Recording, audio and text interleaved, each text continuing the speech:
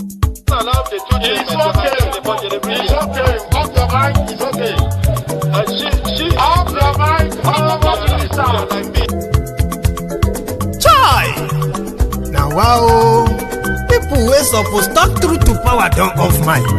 And if we talk, now 500,000 they go sama us, call them hate speech. But fear not, my ego don't come. Ingo torchlight every corner, nooks and cranny of all these bad people where they spoil our country.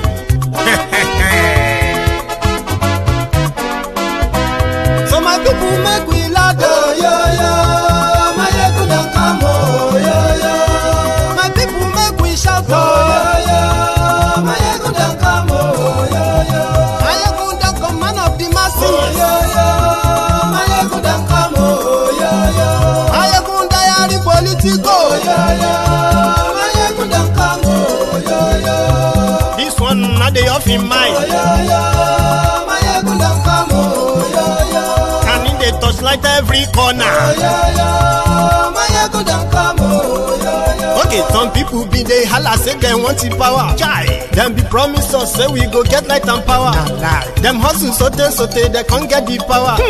But now they know they do anything with the power. Sure. Every day, dollar just they get the higher power over naira. Still them talk say make we off mind. But thank God say my ego don't come. So my people make you laugh, oh, yo. My ego don't come, oh, yo. My people make we shout, oh, yo. My ego don't come, oh, yo. My ego don't come, man of the masses, oh, yo. My ego don't come, oh, yo. My ego diary politico, oh, yo. My ego don't come, oh, yo. This one not they off in mind, oh, yo. My ego don't come, oh, yo. Person where they do evil, no one make person talk. Them say that my yegun, that man too they talk. He too they talk. Say my yegun diary, he they hot like pepper. But every day then they take money in bulk. Woman picking, they the street they hawk. Still them talk say make we no talk. But thank God say my yegun don't come. So my people make you laugh, oh, yo. My yegun don't come, oh, yo. My people make you shout, oh, yo. My yegun don't come, oh, yo.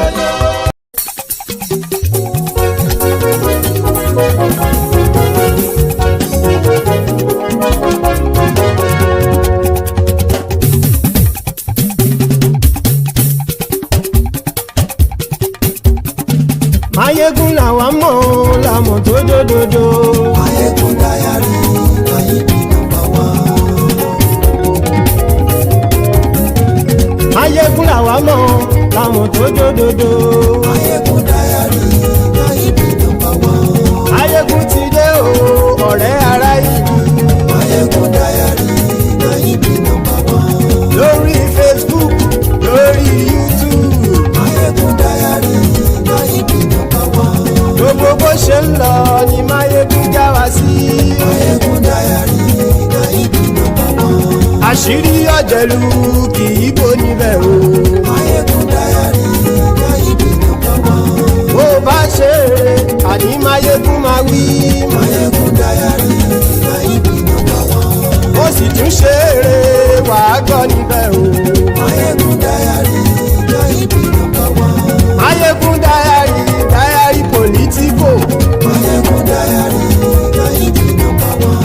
Godfatherism kò sí lọ́rọ̀ Mayegun. Mayegun diary Mayebi number one. Ẹ farabalẹ̀ sẹ́ o kẹgọ́rọ̀ lẹ́nu o.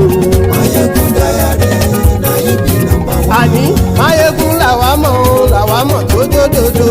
Mayegun diary Mayebi number one.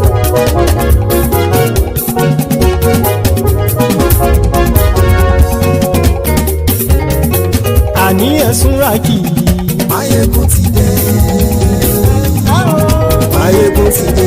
Ọ̀jẹ̀lú ẹ̀sùn ràkì. Mayegun ti dé. Àní ẹ̀sùn ràkì. Mayegun ti dé. Lórí Facebook. Mayegun ti dé. Àní ẹ̀sùn ràkì. Mayegun ti dé. Lórí YouTube. Mayegun ti dé. Àní ẹ̀sùn ràkì. Mayegun ti dé. Bọ́ bàbá gbé wúrẹ́. Mayegun máa wí. àní ẹ̀sùn àjò. Máyégún ti dé. Ijó ìgbádìyẹ. Máyégún máa wí. Àní ẹ̀sùn àjò. Máyégún ti dé. Pẹ̀sìdó bá rúfin o. Máyégún máa wí. Àní ẹ̀sùn àjò. Máyégún ti dé. Hello there. Good morning to you. Good afternoon to you. And good evening to you from wherever you are joining us. This is Máyégún Live. I saw Gaba Live said that this is this is the secretary live. I saw that yesterday and I was like, oh, okay.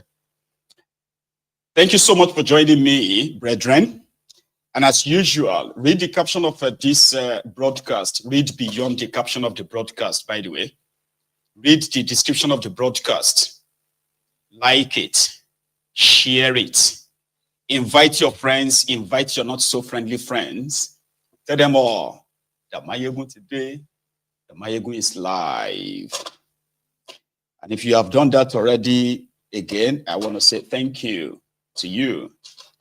And to others, please do, before you fully settle down, because once you are settled, listen, you probably will forget about it completely. So thank you so much once again. So tonight, we are taking on the recent or the latest development coming from the staple of the coalition Martians.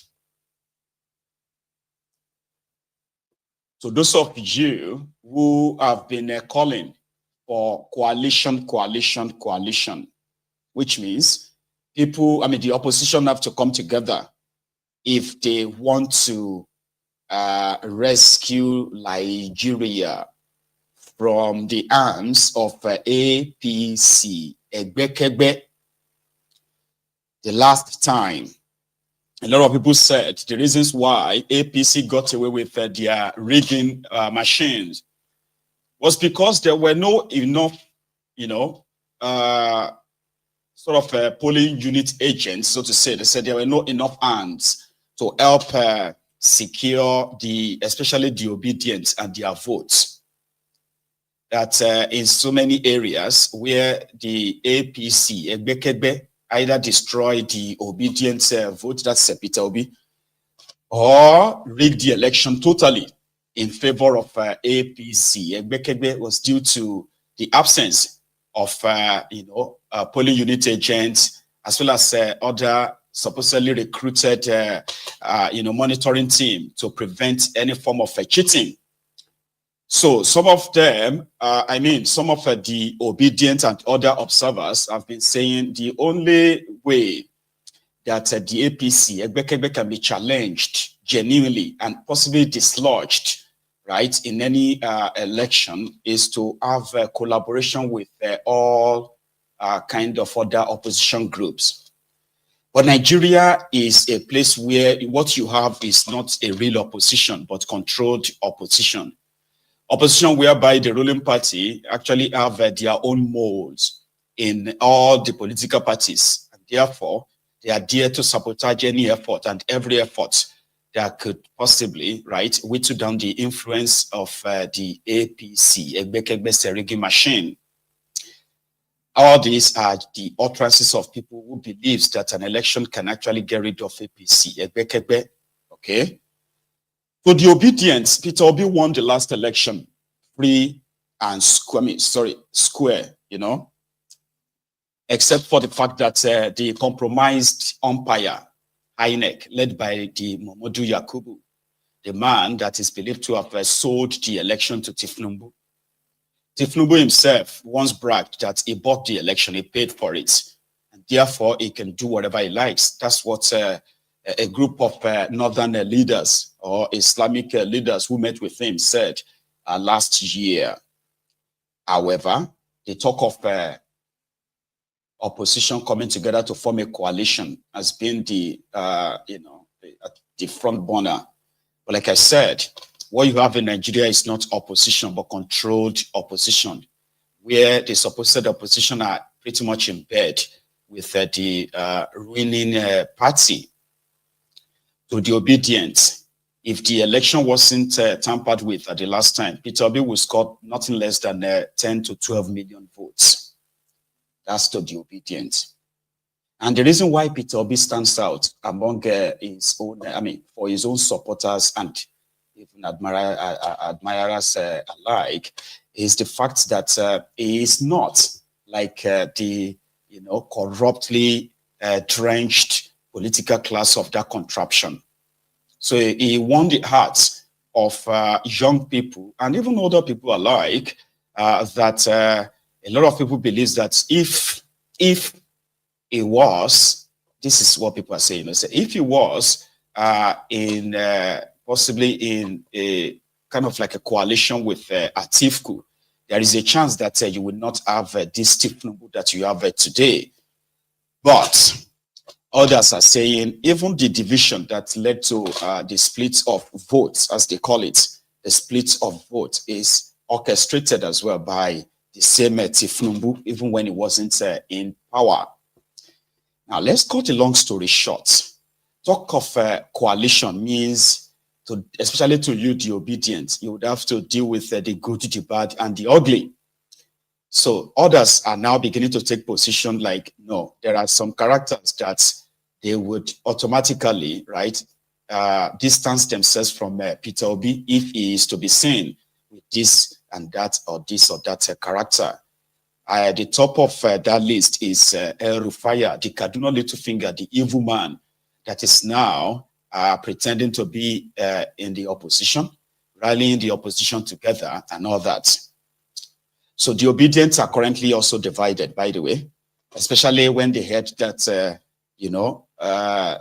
El Rufaya, who is now acting as, acting like he's an opposition after being chanked, after being used and dumped by thiefnubu, the druggie. So in all this, right, the obedient from southern Kaduna outrightly are sounding the bell of warning, the warning bell, that if for any reason they see Peter Obi and El Rufaya of Kaduna, right, they will distance themselves from this Obi and his ambition. Others are saying that, listen, Obi himself hasn't declared that he wants to be president or run for president again, even though he said he's not desperate to be president of Nigeria, but he's desperate to see a working Nigeria. He himself also came out recently and said, listen, I am not going to go into any coalition with some people, powermongers, simply because of, I'm not going to go into a coalition with powermongers, those who want to hijack power for their own use, not for the use of the general populace. Now, in all this back and forth, people can't deny the fact that these guys have been meeting. I haven't seen Peter Obi and El Rufaya together yet, but I'm not going to be surprised. So the only thing there is that some people believe that, should I even just say, some of these northerners believes that because Peter Obi is an infidel in their book, right, is never going to be followed to become their candidate in northern Nigeria. And to the obedient, to hell with you. And that's your Islamic fanaticism, calling people infidel, right? And then deciding to go with known rogues and criminals who can easily hide behind that your religion. So to the obedient, what they want is a free and fair election, right? Where Peter Obi can be, can stand alone. But others are like, nah, it's not going to work like that. However, we have seen Peter Obi with Atiku. We have seen Peter Obi with a few others. But recently, we've just, now we have seen Peter Obi with Bala Muhammed, the man that Werey Wike said is a serial betrayer that used Werey Wike in order to settle his scores with Atiku.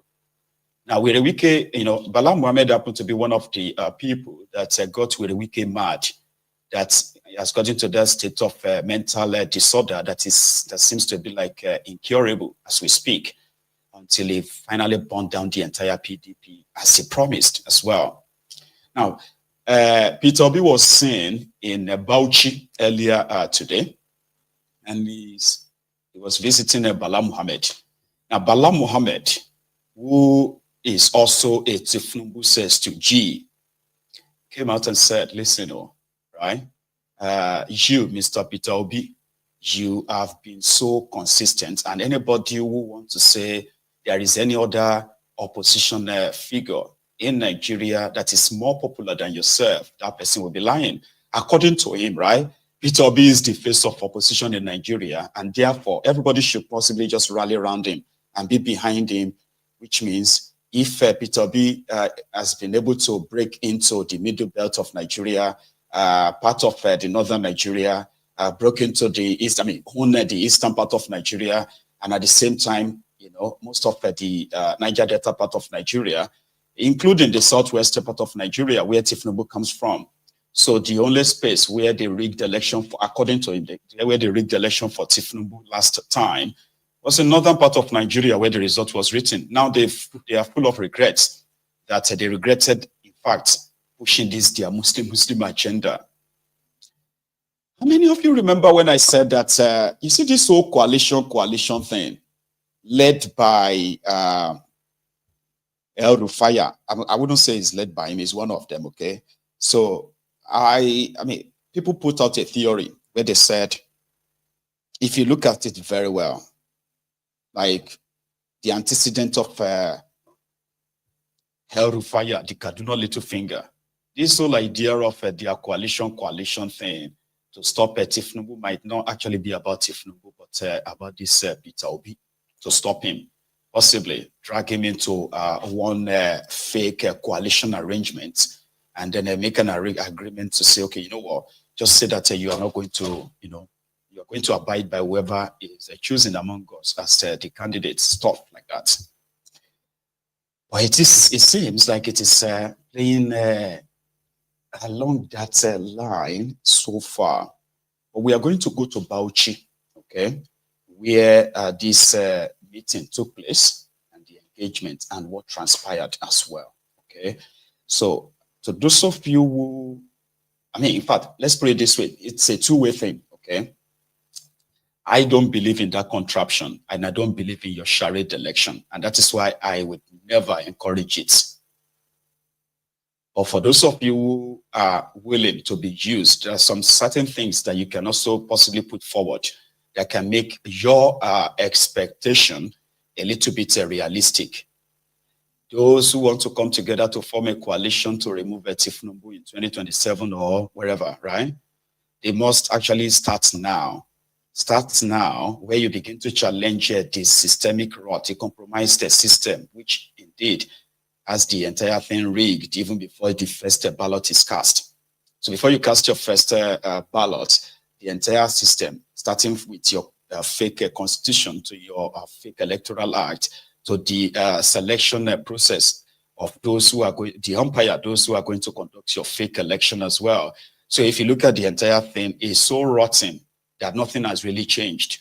Rather, thiefnubu has succeeded in consolidating his state capture so far. So anybody who wants to lead you into any charade election, either as one man mopo or as a coalition, they should be talking about the should I say the trashing of that fake constitution called the Nigeria 1999 Constitution, and at the same time the constitution of the INEC that you have currently, led by Yakubu Mumudu. So all this. So anybody who wants to lead you into any election, they should actually be working in dismantling this, this hegemony, this, this compromised system. Anything short of that is just another awada keri comedy, a clown show. So Peter Obi also said, he kind of gave his own speech at Bala Muhammed's office, in Bauchi. Bala Muhammed is the governor of Bauchi, by the way. He's also a former minister. He's a criminal, a career criminal, for that matter. So, well, you are talking about coalition. It simply means that those who are in the opposition should come together and save or rescue you. And the obedient who said that they are not going to participate in anything except Peter Obi is on the ballot. You know what I mean now? So you have, just one single option, if that is your choice of coalition and Obi leading it. You would have to deal with other bunch of criminals like Bala Muhammed, like El Rufaya, Atifku, Saraki, and others like that who have to, including Kwakwansop, you know. So that's your Saint Obi would have to dine and wine with this crook, and you would have to embrace them. I don't know how that make people. Some of you don't really mind because to you, anything is better than thiefnubu that you have or APC. I get it. Okay, I just don't know how that would make somebody like me feel if I happen to be an obedient like yourself, right? I don't know how it's going to feel like to begin to ignore the atrocities of these criminals simply because there is an Obi that is going to possibly wash away their sins, or we can ignore all their what have you. Again, I am not a one Nigerianist, so I wouldn't know how it feels, and I'm not going to judge you. Mine is just to put everything out there so that when the whole thing begins to play out, right, you will remember the diary and what transpired on here. Let's go to that Bauchi, where Peter Obi himself said people are going through hell. And he is not surprised. He said he's not surprised because if anybody is kind of like surprised at how thiefnubu is ruining this contraption right now, then that person possibly wasn't really alive during their charade campaign. Said thiefnubu promised to continue from wherever Buhari stopped, remember? And from what we had under Buhari, the killings, the looting, you know, the corruption, the impunity, name it. Buhari wrecked Nigeria economy, left the exchange rate at over 400 naira official rates. thiefnubu took it from there to 1,600. That is like times 4 of what it was. So he's taking it further from where Buhari stopped, right? So the killings in Nigeria continues unabated as we speak, while propaganda also continues to make people feel like it is not that bad.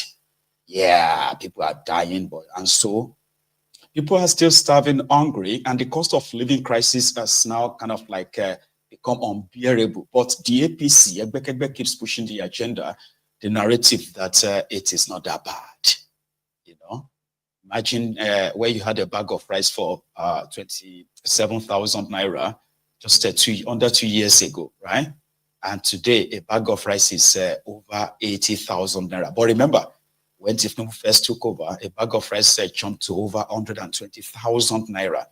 And today, when it is 80-something thousand naira, people are expected to go out there and dance and be happy and say, listen, it's coming down.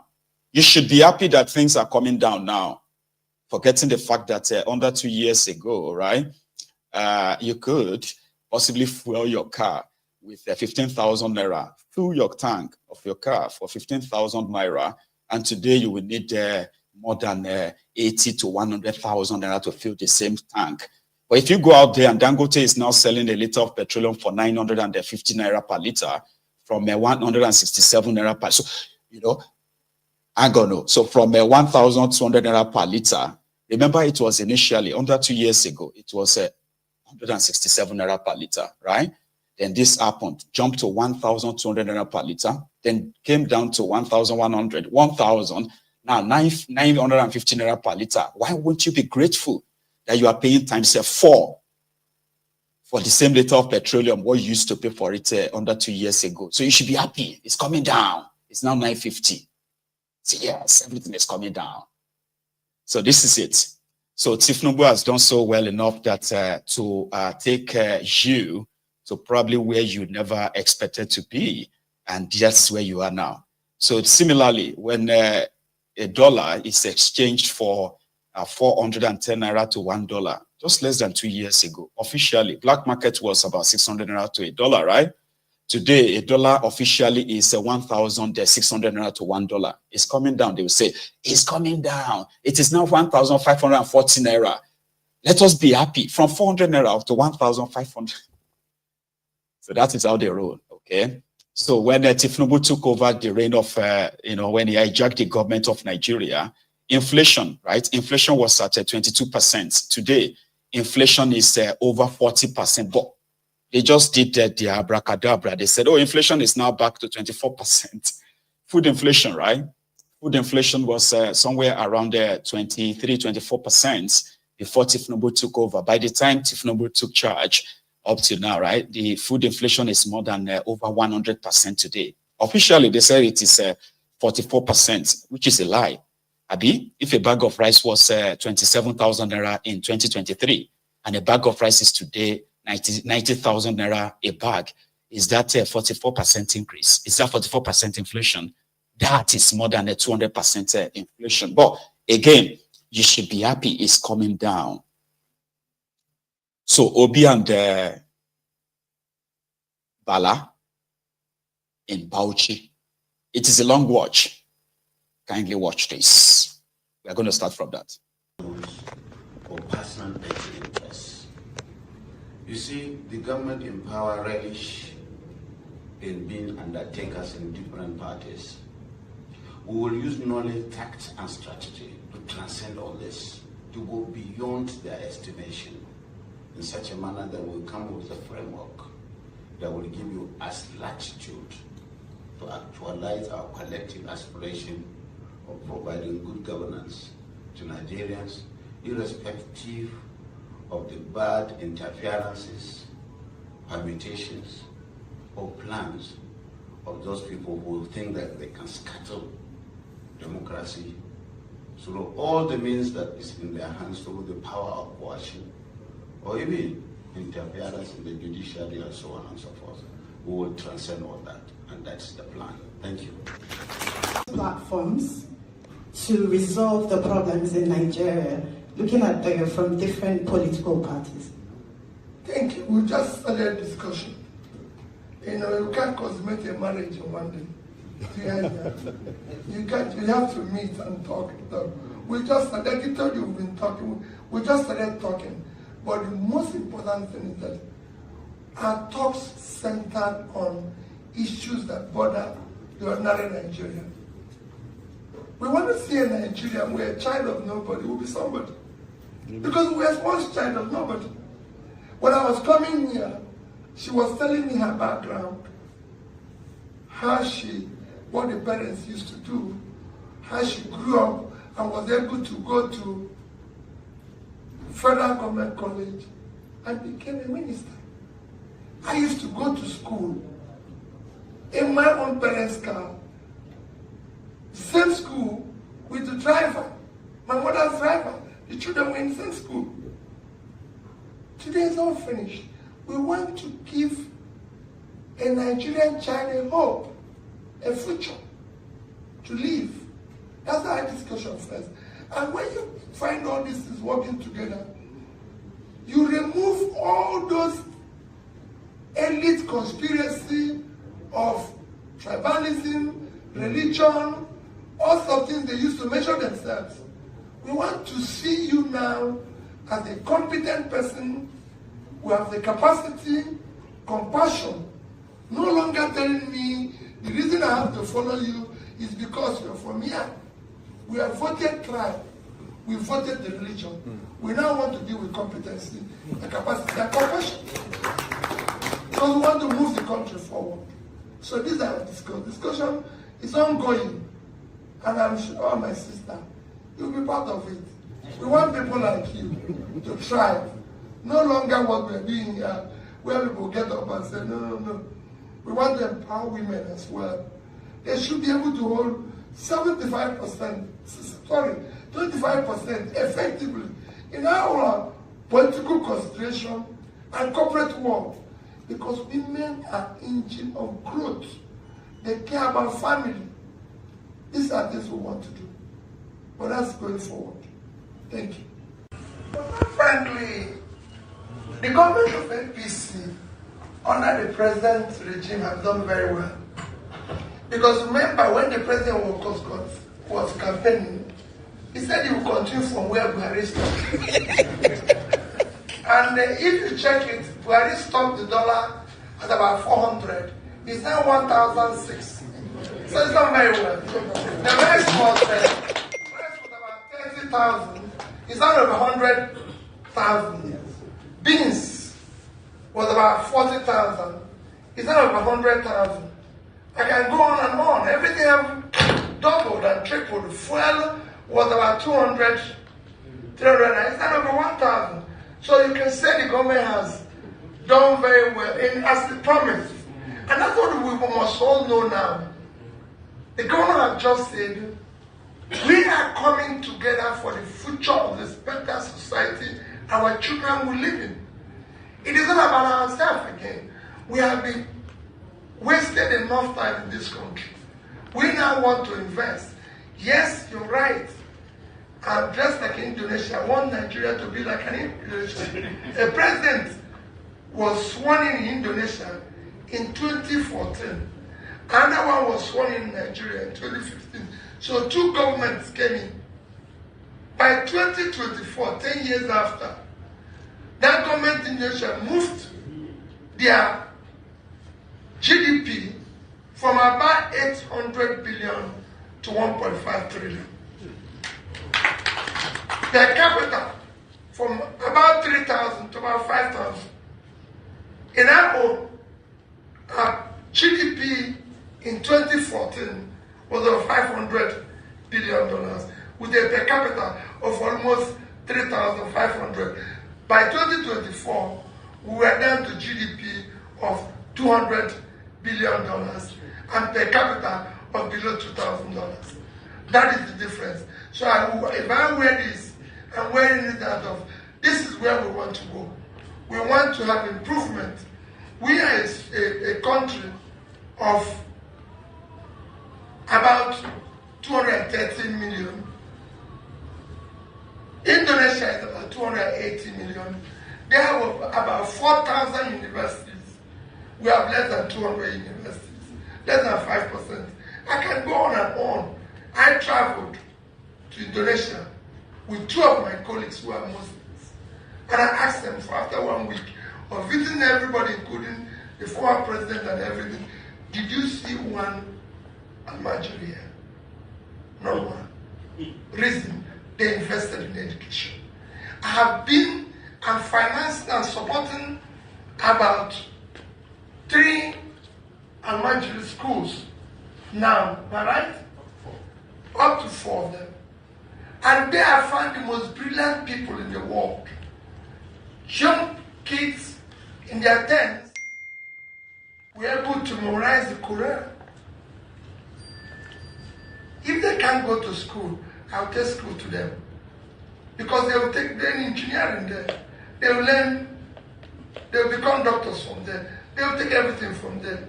We want to pull them out of poverty. I want to return to where the industries in Bombay, Shradan 1, Shradan 2 in Kano is working. We want to see the textile companies in Kaduna. We want things to change. So it's not about anything. This hasn't changed. Things have deteriorated. That's exactly what it is. And that's what we want to turn it around. That's why he said with timelines. It's no longer, Nigerians are not fed up of promises.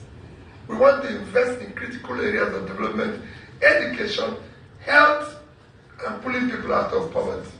That is not the news you see here. The news you see in our country today is the news of everyday one drama or the other. We want to end the drama so that we can watch film in the evening, discuss my business in the day.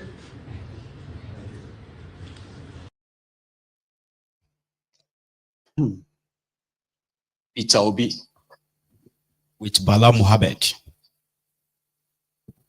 But it sounds good, right? That sounded like nice to say people have voted religion, they have voted individuals, they have voted tribes.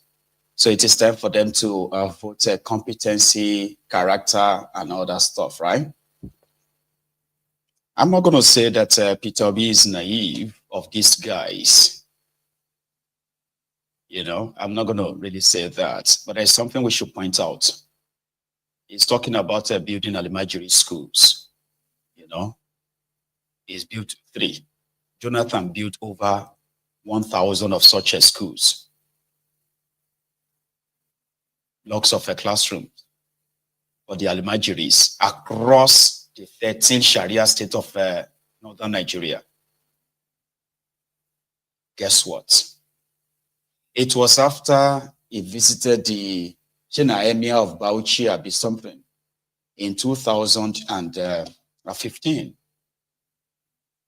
The mob were outside that palace waiting for Jonathan to come out. Immediately he left the palace, they started pelting him with stones, sticks, and what have you.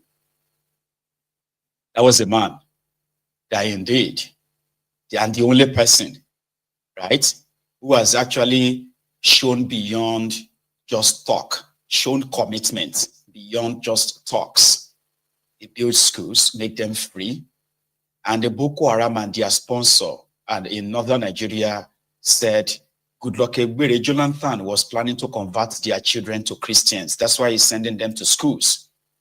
That the children who were supposed to stay at their fast or these clerics places begging with the bowl of, the alms bowl in their hands, right? That the Jonathan's idea was going to take these children away from Allah and therefore convert them to Christian. That's even one of the greatest undoing of a Werey Jonathan in northern Nigeria. If some of you can still remember. I'm just trying to remind you. He has built 3, right? Jonathan built hundreds of that schools in northern Nigeria, and all of them, every one of them, right, is abandoned. They are never to be used. Ever. Up to this moment. For 8 years of Buhari, there was not a single classroom or a block of classroom built by Buhari for these Almajiris in northern Nigeria. So, I'm not going to say he's naive. He knows them, I believe. And somehow, if not for the politics of hatred and politics of religion, which the likes of Bala Muhammed, El-Rufaya, and others have championed for years, and they've benefited from it as well. Seriously, in northern Nigeria, you and I, even if you are a Muslim, you are considered not Muslim enough. So you and I are called infidels. In northern Nigeria, something happened in Kaduna. Kaduna, that is a majorly Christian state, is presented as an Islamic state by these fanatics and these murderers. By the way, while they continue to fund the genocide, ethnic cleansing, and religious killings in southern Kaduna. You see, you remember Yakowa? There was a governor in Kaduna State called Yakowa, Patrick Yakowa. He died in an helicopter. Is it a helicopter crash or a plane crash? Right? So those of you who is, all of you watching me right now, if you were from Kaduna State in Nigeria that year, or you are from some other core part of northern Nigeria that year that Yakowa crashed in a plane crash and died, the celebration, you see, the Islamic clerics, especially those ones in Kaduna, they were actually celebrating the crashing and the death of that guy. It was so massive that the celebration even got to areas like Kano, Sokoto, Katsina, Kerbi, where again, Zamfara, Borno, that they actually took to the streets to celebrate that an infidel died. An infidel is somebody who is not a Muslim to them, that must never be allowed to get closer to the seat of power. Infidel must not rule over these fanatics. It's like an inner thing. Even in this what's it called, interview granted by El-Rufaya, the Kaduna Little Finger, 2 days ago to the BBC Hausa, he said when the race towards 2023 was kind of like heated up, right? That thiefnubu sent the Yoruba Muslims called Southwest Mullahs or something. They were sent to Kaduna to go and plead with El Rufai and say, this thiefnubu's project is a Muslim project, and they, the Muslims from the southern, from the western Yoruba land, right?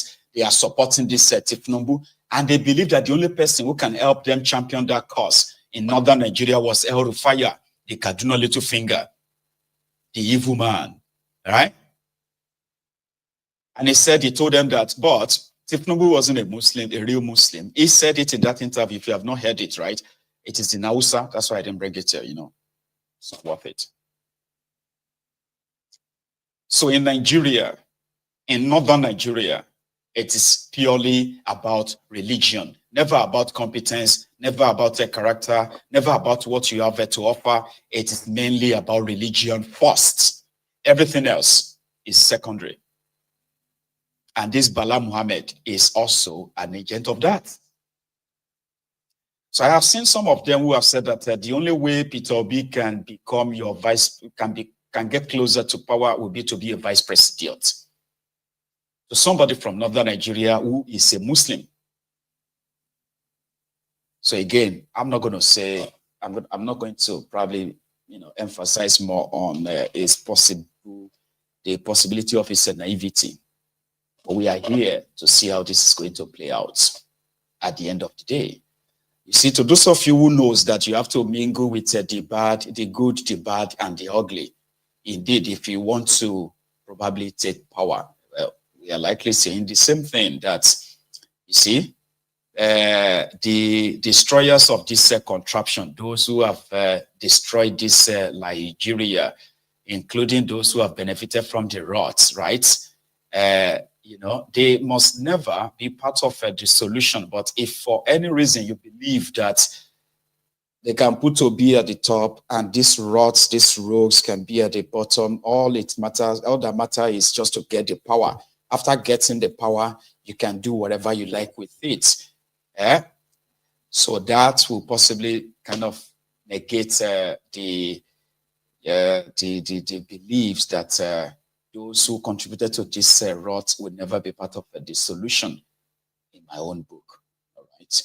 So we'll see how this plays out. Okay. So far, so good. El Rufai, that is championing his SDP, right?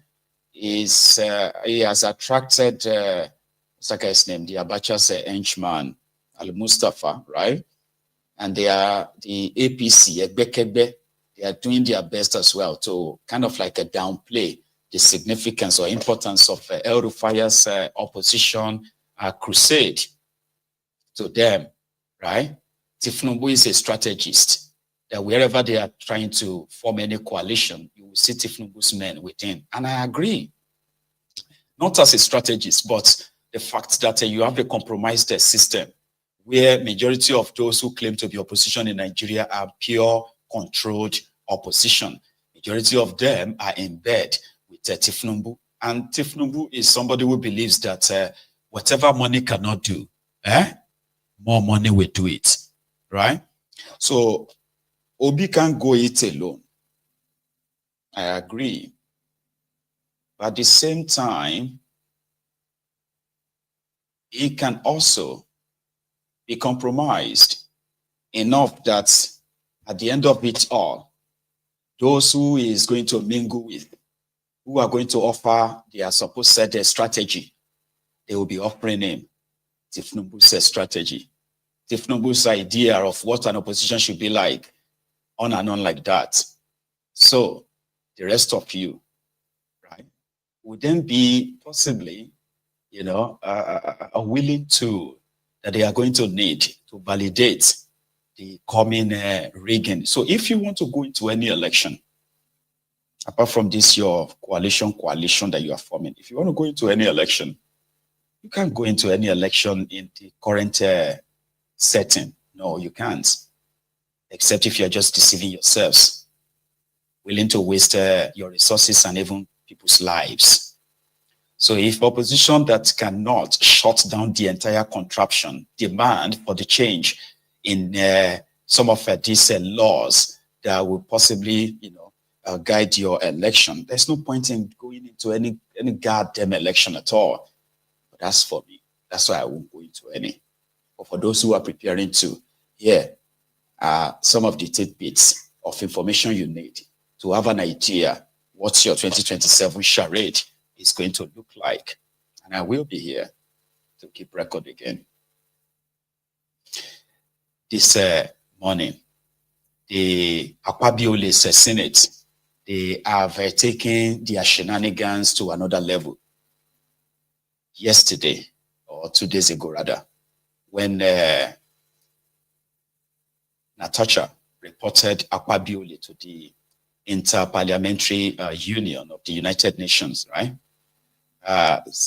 Telling them about her suspension, where she was not even given any fair hearing to defend, to possibly like present evidence of her allegations and what have you against Akwabiole before she was muzzled out and suspended for 6 months. They sent a lady called Kafila Ogbara. Kafila Ogbara is from the Koshofe local government or Koshofe constituency in Lagos, one of the thiefnubu's,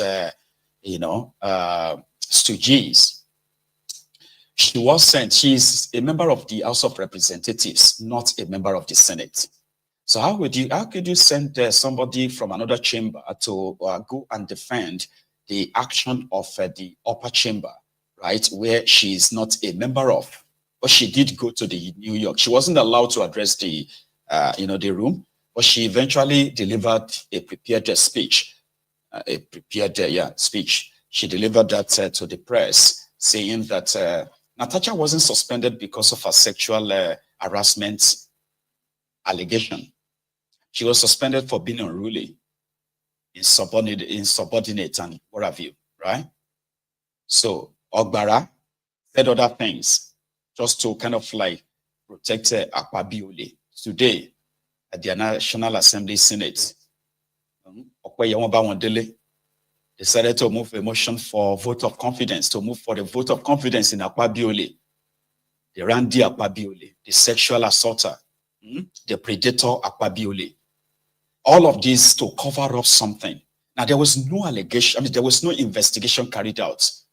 When Natasha submitted her petition, they said she didn't do it right, and she couldn't submit a petition in her own name, so she had to go and do it right. The following day, she represented the petition, which rather than them to the Senate Committee on Ethics or what have you to take this petition from her, they just came up with the suspension of this senator and said, listen, we're not going to take, number one, your petition is dead on arrival. We're not going to look into it. Then number two, we are going to punish you as well for daring to, number one, disobey Akwabiole. Then number two, to accuse him of sexual harassment. So there was no investigation. There was nothing, just suspension, a long raid where she was found guilty of a crime she didn't commit, so to say. So today, in this effort, apart from the fact that they are mobilizing more and more people, paying them 500 naira to gather together and say, Natasha is a blackmailer, Natasha is this, Natasha is that, Akwabiole is innocent, Natasha must be suspended by the poorest of the poor that they picked up on the streets to defend them. The desperation is so massive that you can tell enough that these guys are not only just shameless, right? They are pure, like, they are more evil than you can describe. They have so much to cover. They have so much to cover up, so to say. So today, they moved the motion to say the Senate has a very strong confidence in Akwabiole, meaning they are very much with the predator. They are very much with Akwabiole, the sexual harasser. They are very much with Akwabiole to protect Akwabiole, the assaulter, as well, and punish whoever comes up to accuse him of anything. But let's first go back to that New York where Kafila Ogbara prepared their speech on the matter. She is not a member of the Senate, but she said she was sent to go and deliver this message at the United Nations. I have been mandated by the Nigerian National Assembly to present a response to Senator Natasha Akpoti Uduaha's speech delivered yesterday at the 69th session of the United Nations Commission on the Status of Women. In response to the call by the President of the Interparliamentary Union, IPU Right Honorable Tulia Axen, to hear both sides of the matter, I have received a letter from the Nigerian Senate in my capacity as the chairman of the House Committee on Women Affairs and Social Development of our Parliament in Nigeria, and the parliamentarian representing Nigeria at this conference. In the spirit of transparency and fairness, I now wish to read this letter from the Senate in its entirety, and it is crucial that all perspectives are heard and that all aspects of the situation are duly considered. And the next voice you'll be hearing from here will be the voice of the Senate leader of the Senate, Senator Opeyemi Bamidele, CON, the leader of the Senate, Federal Republic of Nigeria. Senator Natasha Akpoti Udwaha was suspended for gross misconduct and unruly behavior, and not as a result of allegation of sexual harassment or assault. The authority of the Senate of the Federal Republic of Nigeria firmly rebukes the deliberate misinformation and false narratives being circulated by certain media organizations regarding the six-month suspension of Senator Natasha Akpoti Udwaha. Let it be unequivocally stated that Senator Udwaha was suspended solely for a persistent act of misconduct, blatant disregard for the provisions of the Senate Standing Orders 2023 as amended, and gross indiscipline, nothing more, nothing less. This is still the voice of the leader of the Senate. It has come to the attention of the Senate that some media reports are attempting to falsely suggest that Senator Udwaha's suspension was due to allegations of sexual harassment. This is completely untrue, misleading, and a calculated attempt to distort the facts. If Senator Udwaha had strictly followed our guiding principles, the Senate would have treated her petition based on merit in line with its practice, but she never obeyed the established practices of the institution where she was serving. The facts of the suspension. This is still the voice of the Senate leader. Senator Udwaha's suspension was a decision of the Committee of the Whole Senate, following the submission of a report by the chairman of the Senate Committee on Ethics and Privileges. The report found her guilty of violating sections 6.1 and 6.2 of the Senate rules and recommended her immediate suspension. The disciplinary action was a response to her repeated violations of legislative decorum, including 1. Refusing to sit in her assigned seat during plenary on the 25th February 2025, despite multiple pleas from the leadership and other ranking senators, an act of open defiance and disorderly conduct. 2. Speaking without being recognized by the presiding officer in clear violation of parliamentary practices and procedures on the 25th February 2025. 3.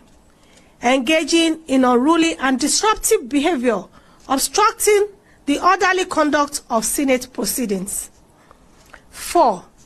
Making abusive and disrespectful remarks against the leadership of the Senate. 5. Defying and refusing to comply with the summons of the Senate Committee on Ethics and Privileges mandated to investigate cases of misconduct.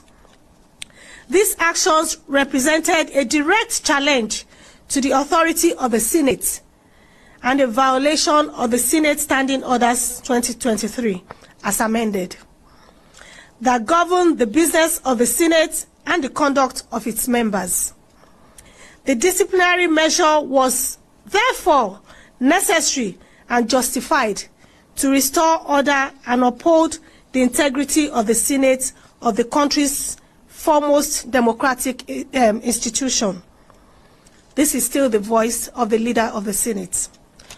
On the petition and allegations, contrary to the false claims being circulated, Senator Uduaghan was not suspended for making any sexual harassment or for submitting a petition. Her petition was rightfully discountenanced because it failed to meet the clear and established procedural requirements for submitting petitions to the Senate. The rules of the Senate apply to all members without exception, and no petition, regardless of its subject, can be considered if it does not follow due process. To suggest that a suspension was linked to a petition is not only a distortion of facts, but an intentional and malicious attempt to mislead the public. This is still the voice of the leader of the Senate. Condemnation of misleading media reports. The Senate strongly condemns the irresponsible and unethical reporting by some media organizations that have deliberately twisted the facts to suit a false narrative. This coordinated misinformation campaign is nothing more than an attempt to politicize a disciplinary action that was strictly based on clear violations of Senate Standing Orders 2023 as amended. It is reckless, misleading, and a disservice to the people of the Federal Republic of Nigeria and the whole world who deserve truthful and factual reporting. We therefore urge all foreign correspondents and responsible media houses to correct these misrepresentations and avoid propagating falsehood that undermine the integrity of Nigeria's legislative process. This is still the voice of the leader of the Senate. Conclusion. The Senate remains committed to upholding discipline, order, and parliamentary ethics. No senator, I repeat, no senator, regardless of status, gender, or political affiliation, is above the rules of the Senate. Senator Uduaghan's suspension was a direct consequence of her actions and nothing else. We urge the public and the media to disregard any false reports suggesting otherwise and to always seek the truth before spreading politically motivated narratives. Signed, Senator Bamidele Okweyemi, CON, Leader of the Senate, Federal Republic of Nigeria. Thank you very much.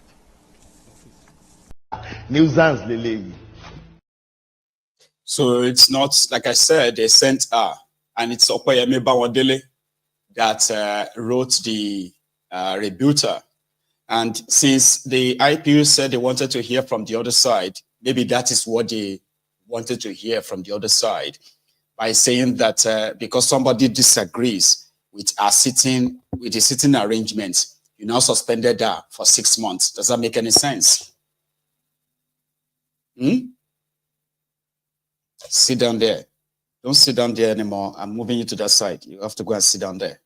Say, no, I'm not moving. I'm staying here. It's okay, you are suspended for the next 6 months. Makes sense? We are also making sure that you are not going to collect all your salaries anymore. We are not going to give you your salary. We're going to take all your security. We're going to take away your cars. We're going to lock you out of your office. And we must never see you near the National Assembly again because I disagree with a seat. Makes sense? That is what they are proving. So today, the National Assembly, Okweyemi Bawodele also was the arrowhead, because he knows that if anything should happen to Akpoti, Okweyemi Bawodele will stop benefiting. Will stop the benefits of over 200 million naira every month that he takes home as next to Akpoti. yeah, they will have to change the leader. Once Akpabiole is removed, another person would have to kind of look for another house leader or something like that. And that can derail whatever it is they are using or will be using this Akpabiole Senate to achieve for thiefnubu, like loans, grants, and some other illegalities that they will always legalize for thiefnubu. So that is why they are seeing this Natasha's face-off beyond what some of you are seeing it as. That's why they are not giving any room for investigation or what have you. They cannot allow it. Okoye Wandele will stop making this 220 million. That's how much he makes, by the way. For your information, that's how much Okoye Wandele makes. Akpabiole alone makes more than 500 million every month. For real. So you can go and do the math. And that is just being conservative with numbers, by the way. So this guy that makes half of what Akpabiole makes every month has so much money, have access to so much money, and that can stop because of this scandal. So it was the arrowhead who said that, you know, they had to move a motion now, okay? A motion to make sure that we pass a vote of confidence. A vote of confidence in Akpabiole, the Randy Akpabiole. But here is one member of thiefnubu's Aslikas also, who is a member of the Senate. I don't know where this guy is from, speaking on the matter. Listen to this. It can be irritating, by the way, but listen to this first. Mr. Senate President,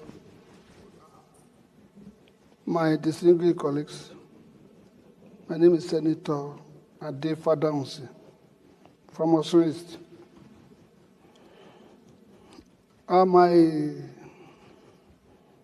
My own is just bold talk as an elderly person. It seems as if we don't know where we are and who we are. Today you are number 3 in this country, which means all of us are that number 3. It's a serious upper layer of the whole nation, 109 out of 250 million people. So it carries what we call integrity. And for the past 2 weeks, the integrity has gone down just because of mere trivial matter of allocating seats and so on. We don't want to know what is undercurrent.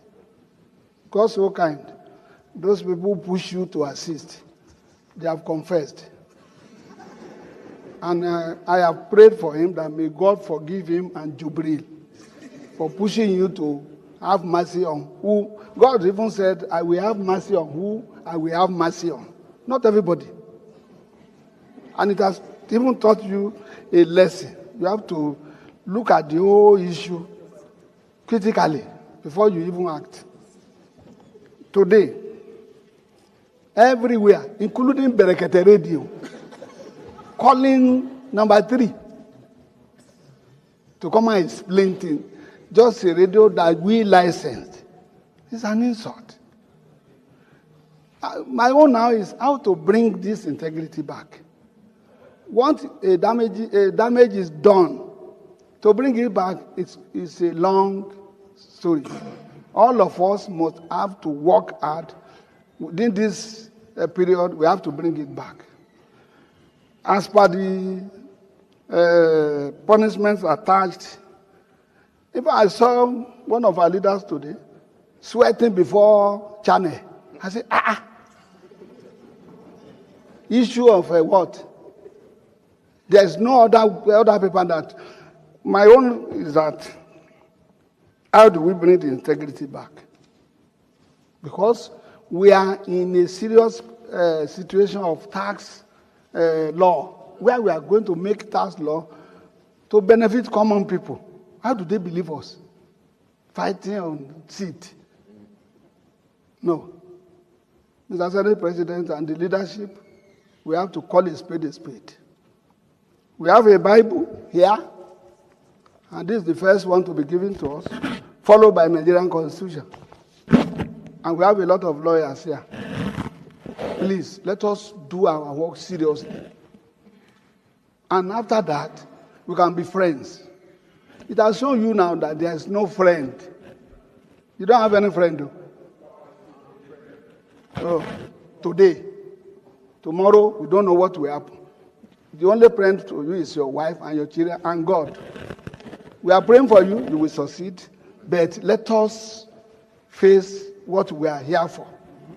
And that's my own. As regards the punishment, well, if it is the 6 months we are talking, if you are going to have mercy 3 months as prescribed by our minority leader, how well and good a punishment is a punishment.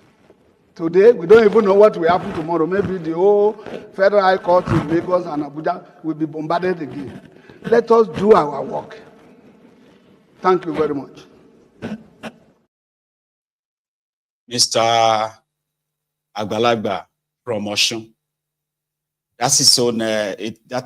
He's more concerned about the integrity, but they are not bold enough to tell Akpoti to step aside, because the person that brought this your shame in quotes to you is Akpot's prick, right? That doesn't really have any control. You know, somebody said that you have to talk to your prick. And another person says, your own prick, they listen to you. It's like, it is a common sense thing when you should have a self-control, especially in the place of work, so that things like this will not be popping up. You know what I mean? So if somebody has now brought shame to the house, the right thing to do is not to shield him. All right? The right thing to do is to ask him to step aside. When he is investigated and found not wanting, then you can bring him back to continue as your number 3. But the shame that some of you are trying to cover, we don't know. Like he said, we don't know what's going to happen tomorrow. Tomorrow is another day. You just have no idea where this is headed, where it's heading somewhere. No wonder. To stop their colleagues in the Senate, including the supposed opposition, like APC, Egbekebe currently have 57 members plus Akpoti. Oppositions combined, they have 52 members. So do you see how close that is? But they are all esprit de corps. Okweyewon Bawandele, the Omuale Yoruba, representing thiefnubu in that chamber, the one that rejected the regionalism, rejected the restructuring, by the way, and said that the current status quo as it is fine until when they are no longer in power. Then they will begin to talk about restructuring, regionalism, and others. He moved the motion today to say Akpoti, they should move a motion of confidence, a vote of confidence in Akpoti. That no matter what Natasha or any other group of women says about Akpoti, the Senate must stand by him. They must stand with him. They must make sure that, and all of this is just to secure his own bag, his own monthly bag, remember? Then Akpoti himself, who has now regained his mojo, Akpoti was like, I want to play with you members because I have 4 girls. I think he has 4 girls, like daughters, right? Said, no, don't judge women. Because don't judge my daughters because of these women, okay? Because I've got daughters too. The thing is that if Akpot's daughters comes home, says that they have been sexually harassed by someone who is probably like, a senior colleague at work or their mate in school, sexually harassed them, with Akpoti, right, automatically pushed, or with the Okweyewon Bawandele pushed what is called a vote of confidence in those men.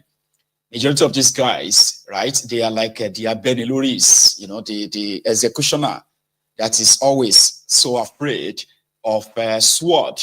They say the Abeniluri to Ori. So an executioner, right, that chop people's head off, if you dare play with sword next to his head, he'll become so paranoid. That's exactly what these guys are.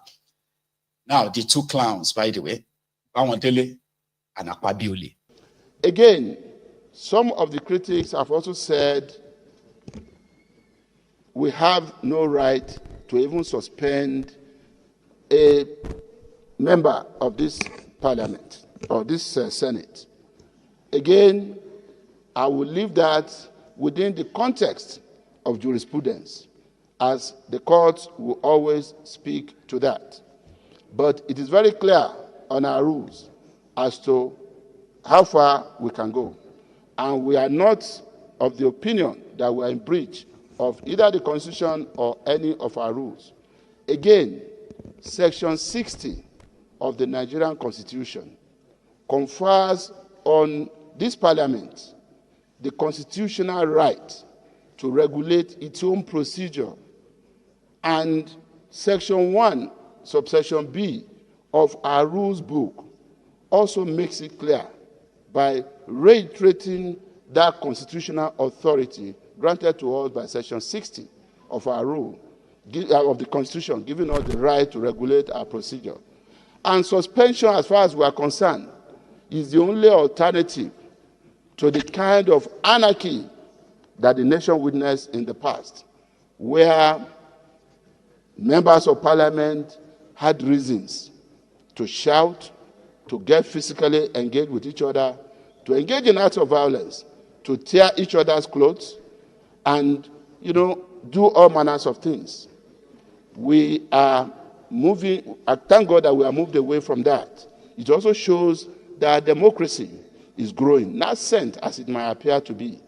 And if there are people who still have issues with whether or not we can even suspend an erring legislator who have refused or who is refusing to work within the rules, I believe, again, like I said, is for the court to continue to adjudicate, on that, unless the Constitution is amended, taking away the authority for us to regulate our own procedure. And then, of course, it's also important for the public to know that whatever decision we arrive at here is unanimous. And I recall the last decision we took, and which concerned one of our sisters here, the senior Senator Natasha Akpoti. I'm also aware that when she left the chambers, she went to Brakete Radio, and she went to Arise Television, and she distorted the facts. I'm aware further that she has now externalized the matter by attempting to embarrass the Federal Republic of Nigeria by going to give a narrative at the IPU UN event, totally different from what occurred in the Senate. But I want to thank our Right Honorable Member, Kafilat, right? That's her name. Kafilat Okwara, who had to give a press conference in New York to caution the international press not to vilify Nigeria, but to note that the facts presented by her were totally out of tune with what occurred in the Nigerian parliament, and that we have our own internal mechanisms of resolving issues in Nigeria. And outside this parliament, we also have the judiciary, which is even standing before the judiciary. So I don't know why even here, she has brought a petition, and she has not allowed us to even look into it. She went to court, and then she has not allowed the court to look into it. She has gone to the international community, and she may not even allow the international community to look into it. She may decide to run to I don't know where. I don't want to be misquoted, but the reality is that we remain resolute. We are law-abiding. We operate through the rules of the Senate, which is an extension of the powers and privileges given to us by the ground norm, the Constitution of the Federal Republic of Nigeria. We still are open to making sure that we remain in peace, and we left room for her to recognize that what she's doing may even frighten a lot of men in future from even appointing or selecting female deputy governors. You can imagine if somebody like Kamala, the immediate past vice president of the United States, were to go on CNN to say that Biden, the president, sexually assaulted her by shaking her hand or by holding her hand to show her the office of the president, then automatically it means that nobody will pick another woman as vice president. But I have 4 daughters, so I want to plead with politicians, still give my 4 children a chance. Do not take the action of one person and punish others. My religion and the Bible are forbidden that the sins of the father will no longer be visited on the children. So please, we still have so confidence in our female folk. In this 10th assembly of the Senate, we have only 4 women, and the 4 of them are all committee chairmen, intentionally, in order to give a voice to women in the parliament. So I thank you for this vote of confidence. I will not take it for granted, and I also have confidence in you and your ability to continue to contribute your quota towards nation building. Let's remain focused on why we are here. These things are distractions and diversionary. May God Almighty bless all of you. May God, using this Ramadan and Lent period, endow you with more wisdom, protect you, protect your families, and then bring more prosperity to our nation through Asiwaju Bala Muhammed Tinubu. Can we say amen? I thank you. Hence, nuisance, Lele. You hear that? Eh? Comparing what he did to Natasha, Akpoti, Oduan, to the relationship between Joe Biden and Kamala. Did you hear the part where he said, imagine if Kamala Harris accuses Joe Biden of sexual harassment simply because Joe Biden shakes her hand, or Joe Biden held her hand to show her his office, presidential office. So which means, like Natasha said, that when other senators and other, including herself and her husband, visited Akpoti, not in Abuja, but in Uyo, the state capital of Akwa Ibom, that Akpoti held on to her, right? And while trying to show her his house, Akpoti told her that they can have a lot of fun together, that he has a way of organizing fun. Meanwhile, her husband was behind them, that she was like, why would you even say this like this? He said it like so, like nonchalantly, somehow. She gets, that he didn't care in the world. If anybody wants to hear, let them hear. That jotted her, as she stated. Now, they didn't let her present her petition. Remember that the first time she presented her petition, it was this Onimuoru, Omoale Yoruba, that stood up and said, a senator cannot petition the Senate by herself in her name, that the petition was wrong. Meanwhile, that same day, the supposed chairman of Senate Committee on Ethics, or whatever, came out and said, our petition is dead on arrival. That same day, they were all saying that she must be suspended, she must be suspended. So the following day, she came back. This time around, the petition she's submitting was like a petition written on her behalf by her own constituents. By then, again, they did not take her petition. They didn't. There was a court case that said, because they've already started talking about how to suspend her, to punish her, remove her from here. So she went to court, got a court injunction that said they must not suspend her. But they went ahead 24 hours later to still suspend her. They said the court cannot tell them how to run their business in the Senate. So her petition was not looked into, never investigated, and she got suspended for 6 months.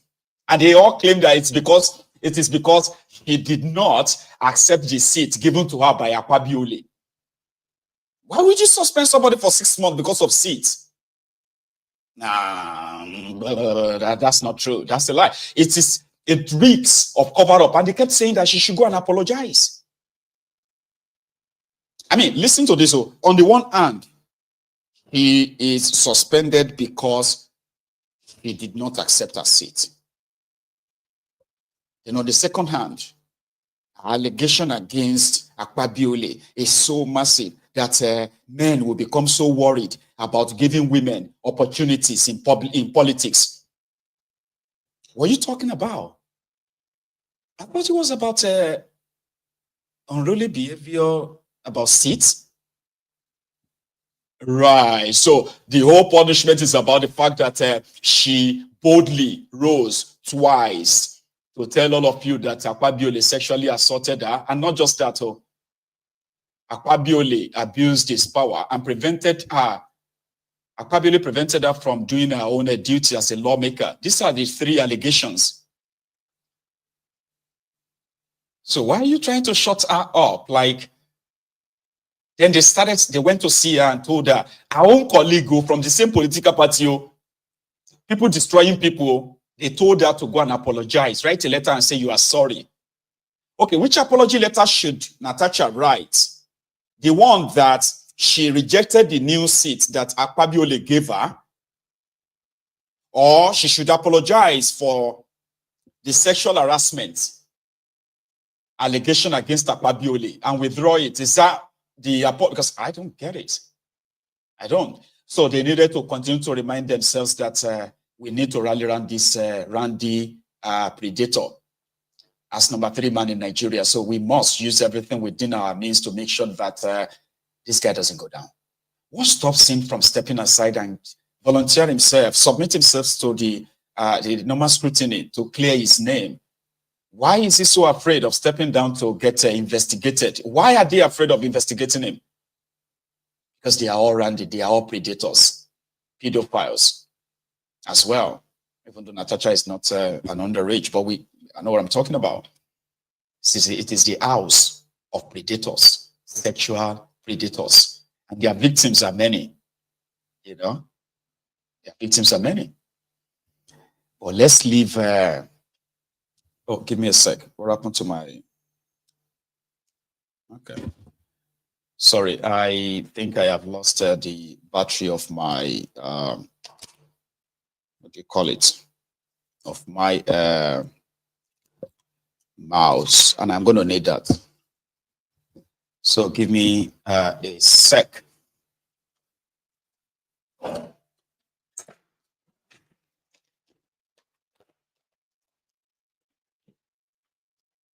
Sorry about that.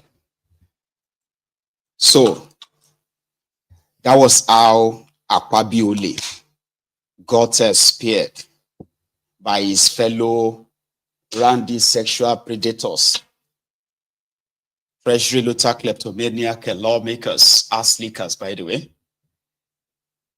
But it is all for now, because like the senator before them from Osun said, you have no idea what tomorrow holds, because this is not going away anytime soon. They may actually have to start giving Akpoti vote of confidence every day, in order for them to have that reassurance that he probably won't be removed.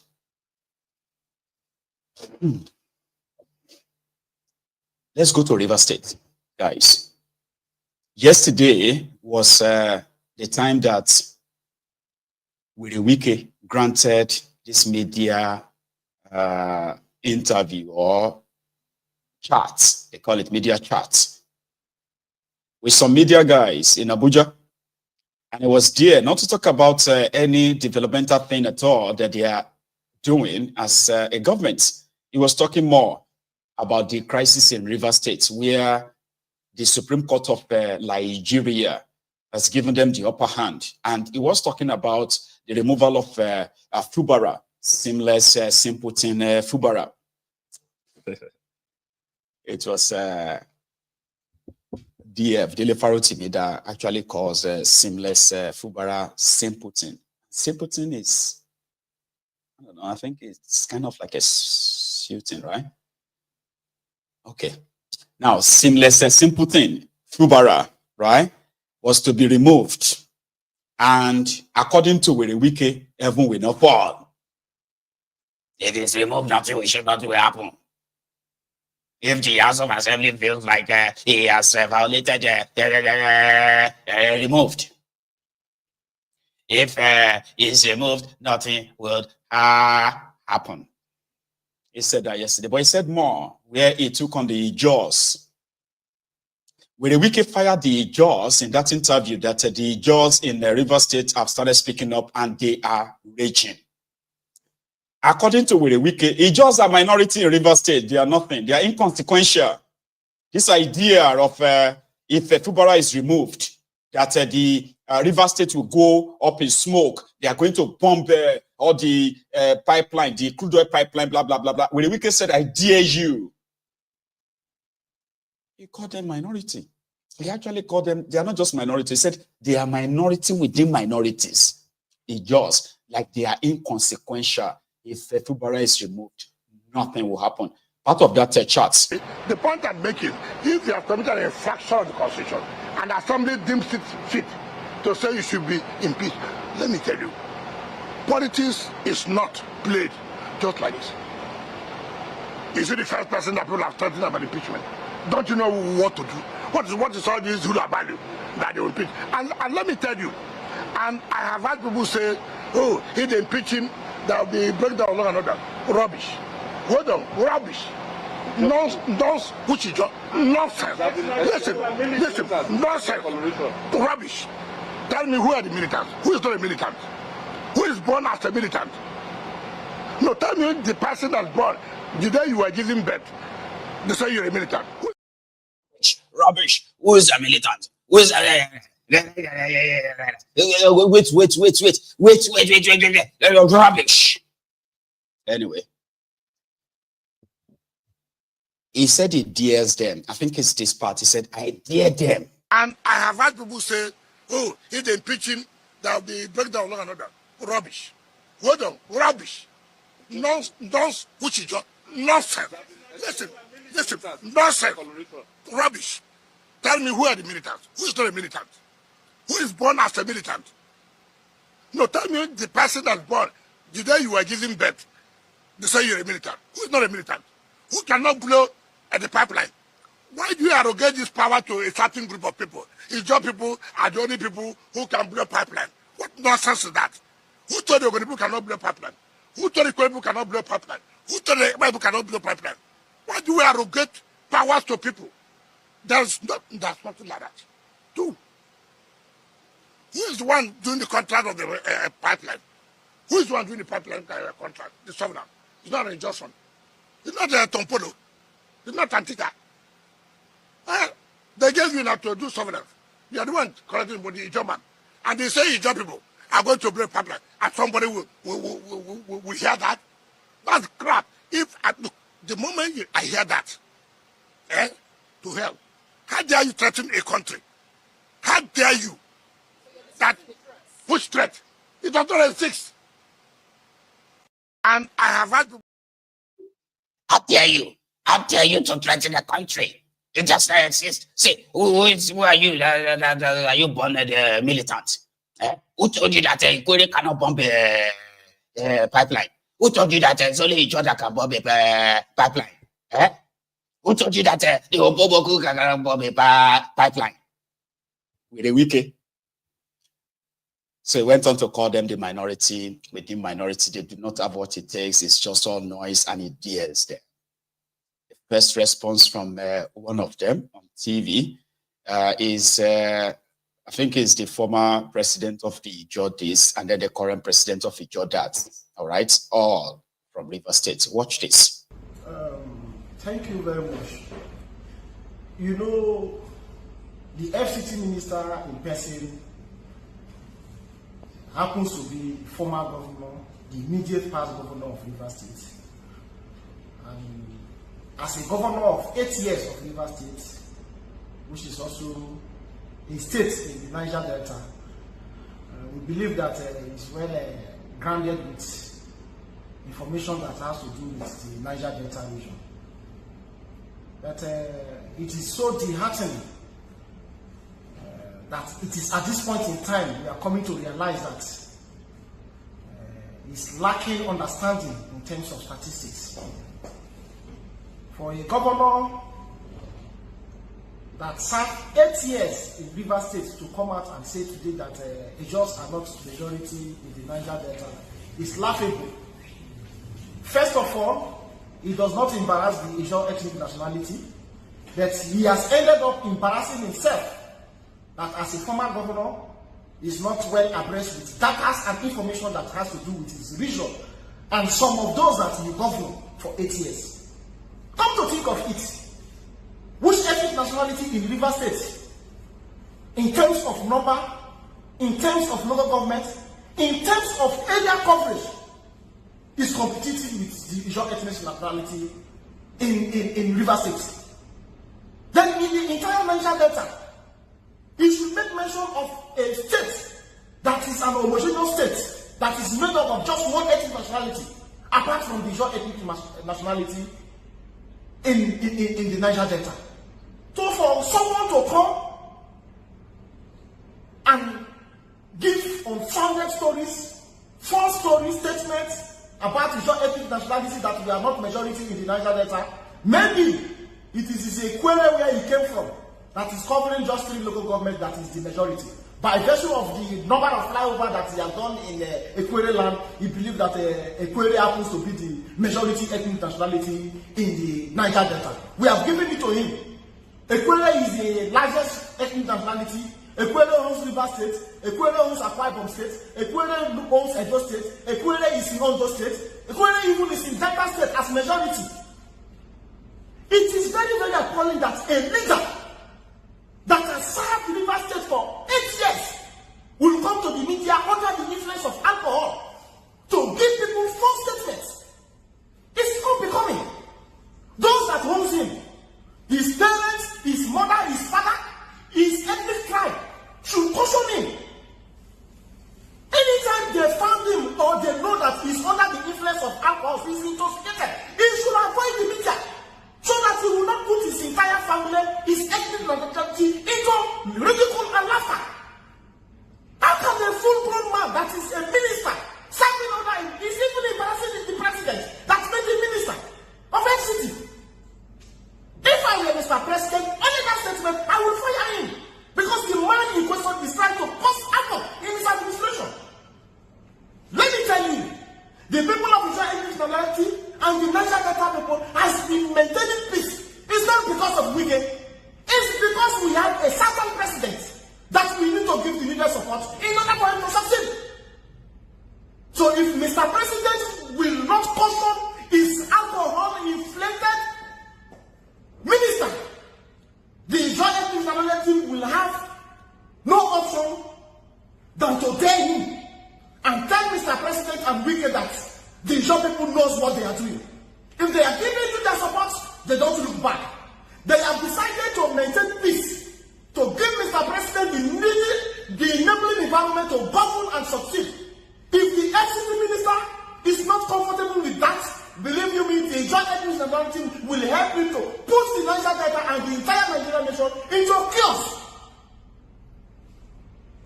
Don't ever come to the media when you are under alcohol intoxication. If your ethnic nationality, the Equatorial tribe, tolerates that, the Ijaw ethnic nationality will never tolerate that, and we will never accept that from him. If there are some few people from the Ijaw ethnic nationality that he believes he has done to his houseboys that will clap for him, with all the insult he will give the Ijaw nation, does not mean that that is the position of the Ijaw nation. We know ourselves, we know our strength, and we know our position. Giving you the enabling environment to govern Rivers State for 8 years, maintaining peace and tranquility in order for you to succeed, is the reason why you will install the Ijaw ethnic nationality. We will not take that from you. And let this be the last that he will give to you. Don't push the Ijaw nation to the wall. Because when the Ijaw nation will react, you will not like it. And it will affect Mr. President more. As the Southern President, we have been sensitizing and reaching out to our grassroots, both in the street, to see how they can sustain the existing peace in the Niger Delta. Ogogoro ni o. They say, Werey Wike na ologogoro. His own people are saying he's ologogoro. Okay, they are not his people. Because that one is the Ijaw nation. Werey Wike is Ekwere. Abina Ekwere. He said Ekwere or Ekwere.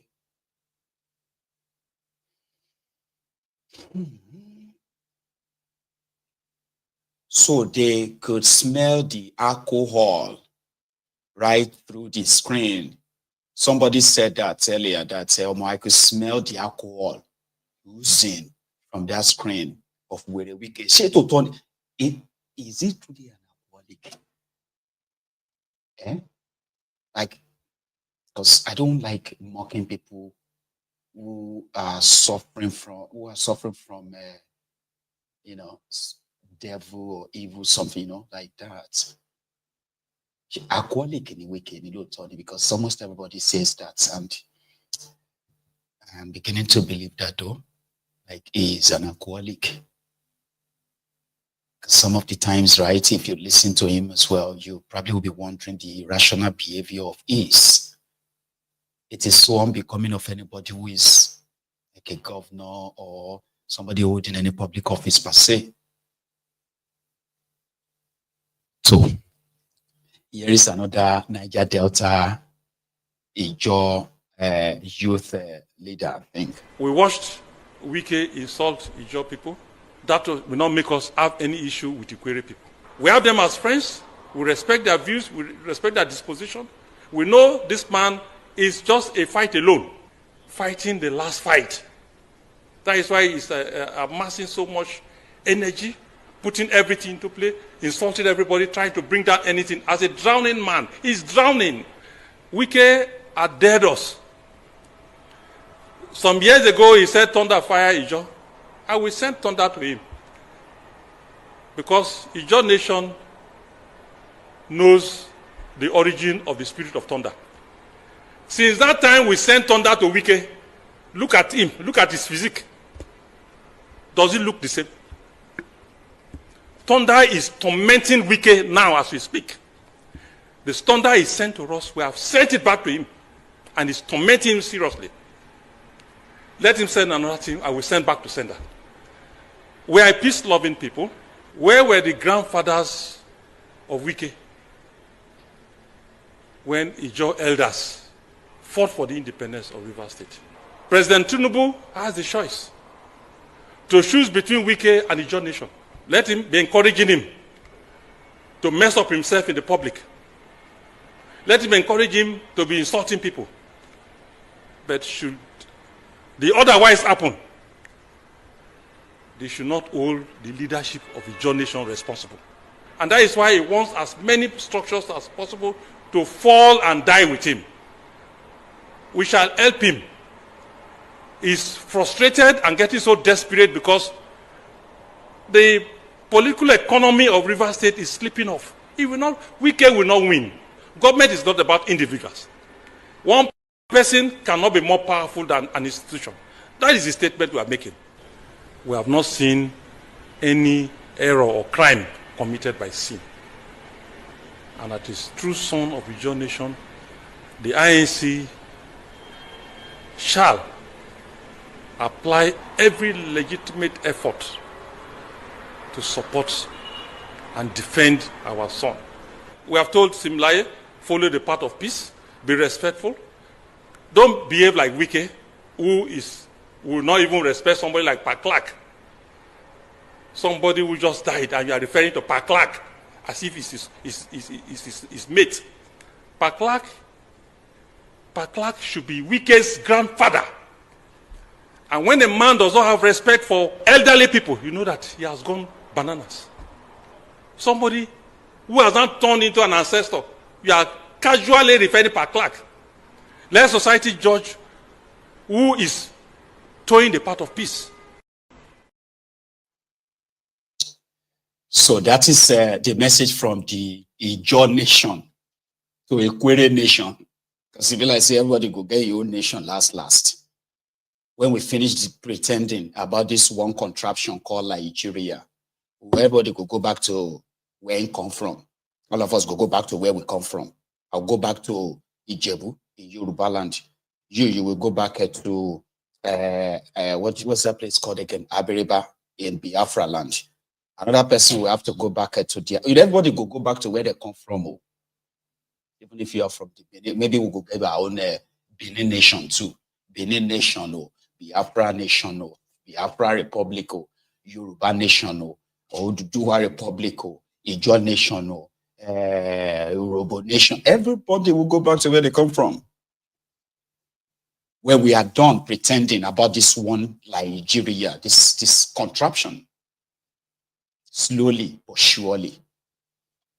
So Fubara, seamless, simpleton Fubara, is trying to be as respectful as he can, according to the Ijaws nation too. Listen, somebody made a nail portrait for him. That's what I'm going to call it, because somebody used nails, right?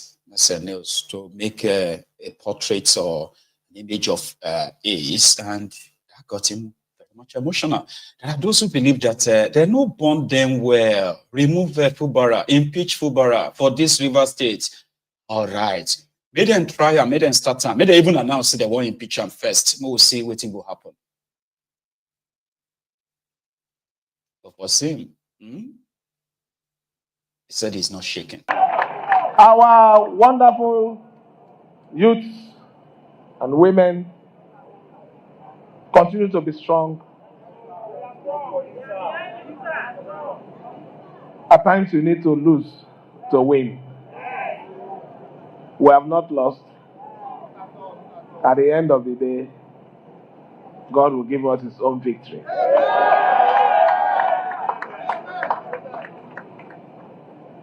For the young lady who presented that wonderful artwork, when she said that each of the nails was a pain, it touched my soul. You won't understand. But I know that pains are for purposes. You gave me so much encouragement this afternoon and reason to continue to stand strong. I assure you, I will not let that artwork be a useless artwork. I will not let your energy to be a waste. I will continue to be strong for all of you. He said it will remain stronger for all of them. And yesterday I was like, okay, see, if these guys who now seems to have the upper hand, if they decided to remove Fubara, nothing will happen, because it doesn't seem like Fubara himself has any other trick up his sleeves anymore. Then I got an information that it's actually an ongoing process.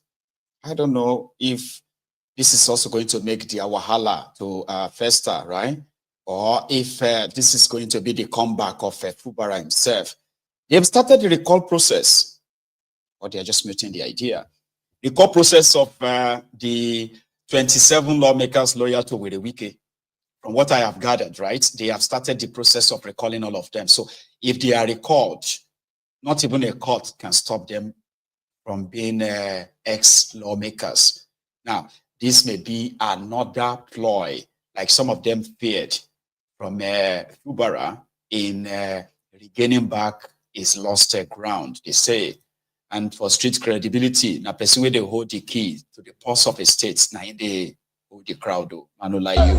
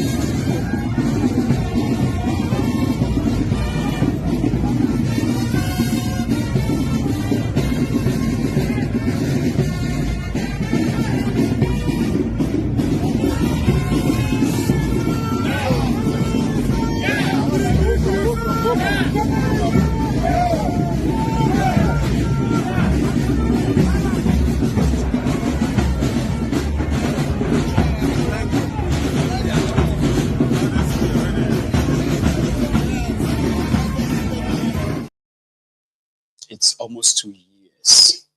So with this crisis, endless crisis in River State.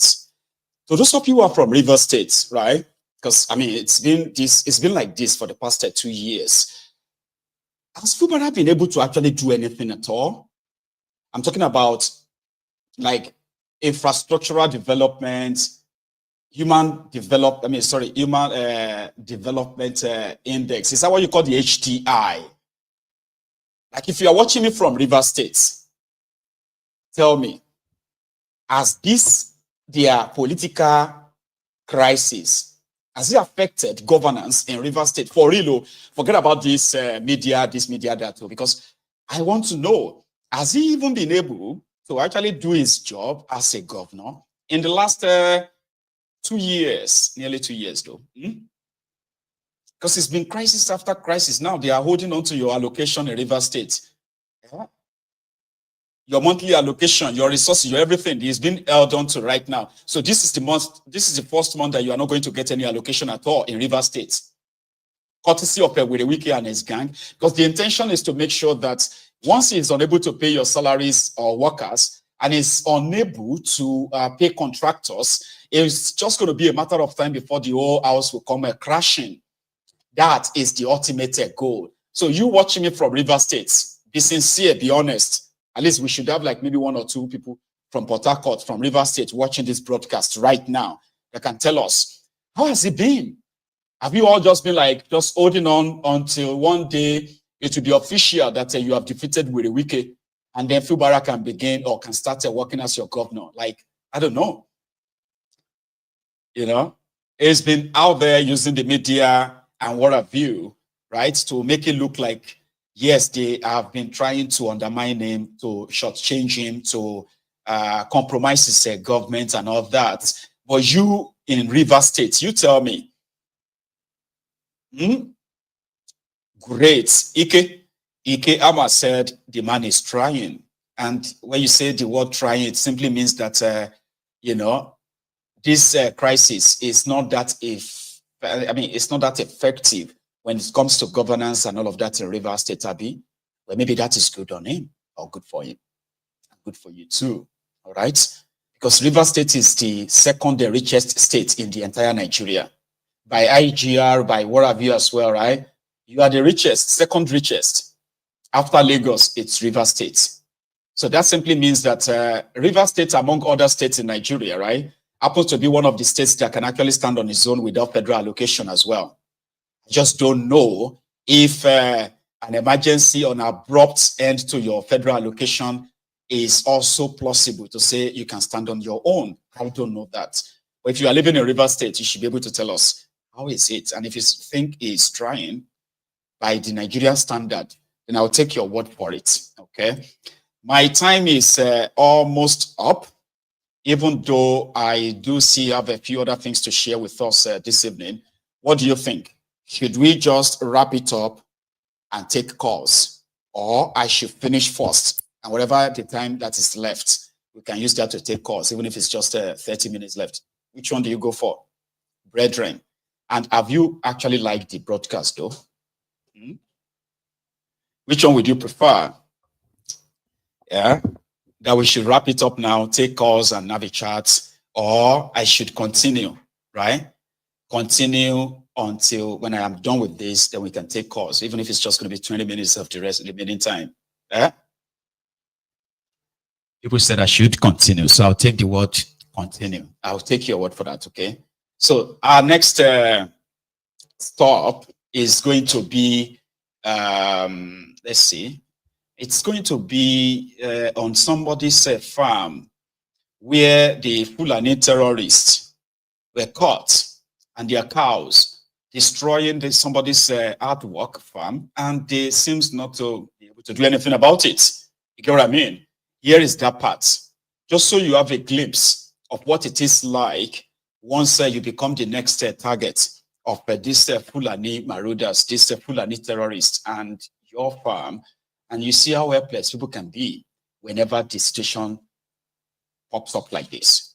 Joni aiki woni fata foda na dadi foda na dadi wallahi to nana foda na dadi ga Allah so oda gefe yawa komi lokaci wodi wane meɗe don to giɗa harkaji ɗin cuku duniyar ɗum inna a waɗa itta testi wallahi Allah ɗum renantoma wayo ɗum gesa kaɗo ka andi komi yalayi ka becce may ka dole ñaya Allah ɗan tararan na gaske na bakin boda no wallahi zam hoɗanan ɗaɗi sese kawai ɗi ɗan ƴakka gorohoy koye ɗum andi ha ɓe ɓen to nano wallahi ɗon to giɗa ɗum ɓalejum Allah hokkuɗi kaya kawai harkaji ɗi wallahi Allah to na waɗa sarki taɗi sese hunde nden nde watta ko a bas ɗo fanan ɗaɗi kawai yo koɓe sukki keña ɗo doggudu ndu mi ñaami e maɓɓe ndu woɗi bo ɓe gaɗɗiyam mi doggi ha mi nani doggudu wela sabo e noon poɗana rogo maɓɓe kawai wallahi kaabi ñaama sese jungo jogo singil bofa jogo ramu are sayfitaji wallahi ngesa kaɗo ka wakkinantake ko seɗɗan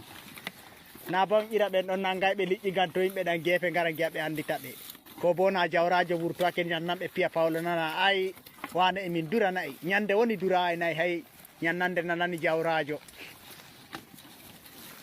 noye baɗa noon ne waya foɗata leɗɗe ne miya waɗa wasa miɗa noon fa a bas harkaji ɗin sai hankali wallahi komin simo ɗon ton to giɗa wallahi ɗum yarata inna waɗan ittanaɓe zakka ɓe gita ɓe saloray en giya en nana wallahi ɓe gaɗanta en ko en milata difanɗi ɗum kawai ɓe neɓi ɓe mayayi hummoyɗo ɗo hande emin tinnodo e muɗum bo dole yaraɗe Allah ɗum a somi ga Allah alana hanɗi ɗi ɗo fana ko e majji sese komi lokaci muɗum Allah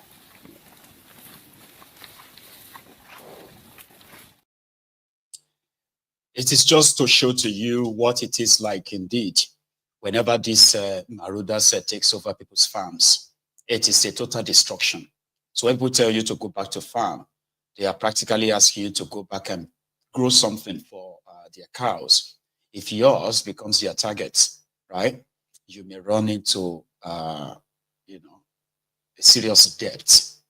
Okay, because people have run into serious debt simply because these animals, right, invaded their farms, destroyed them, and they even stood there to make videos too.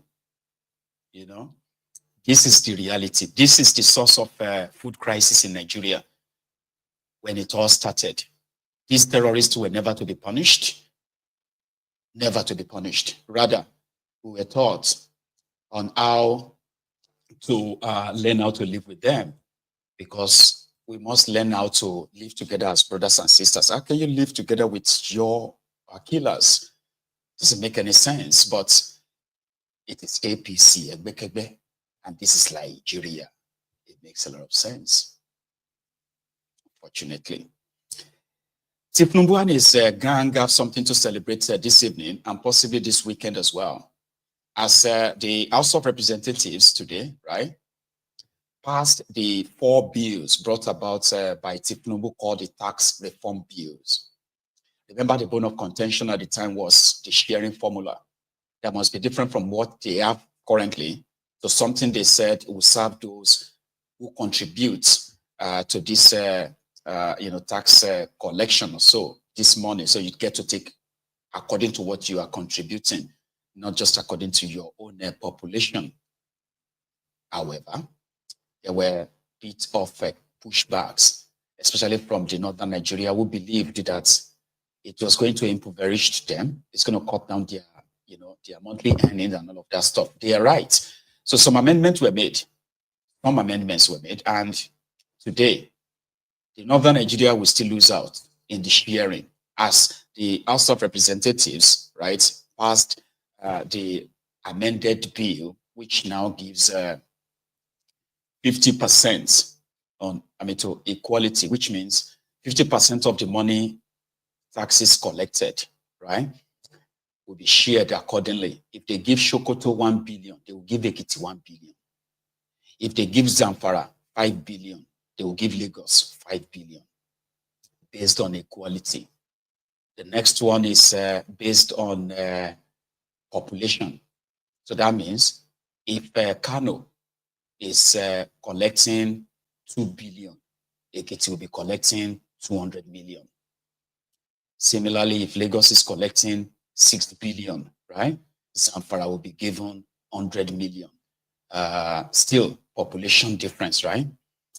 Then another one is, I think, equality, population.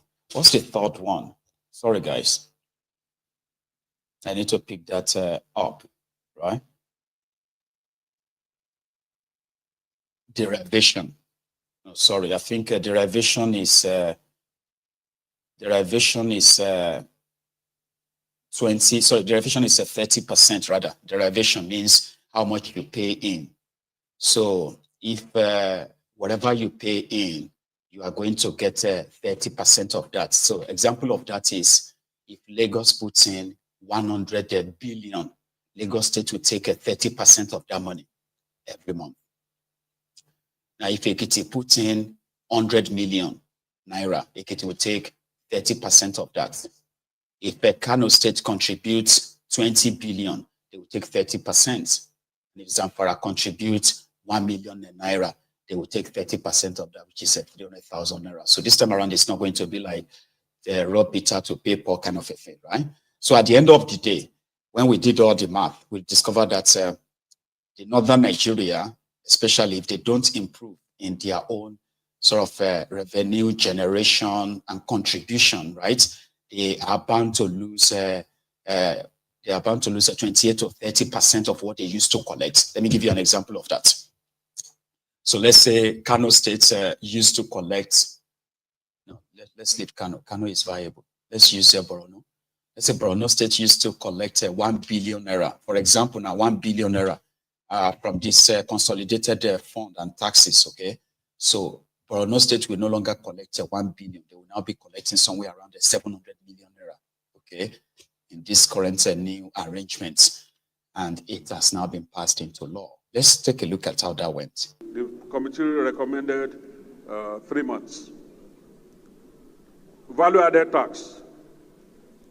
For the purpose of attribution or distribution,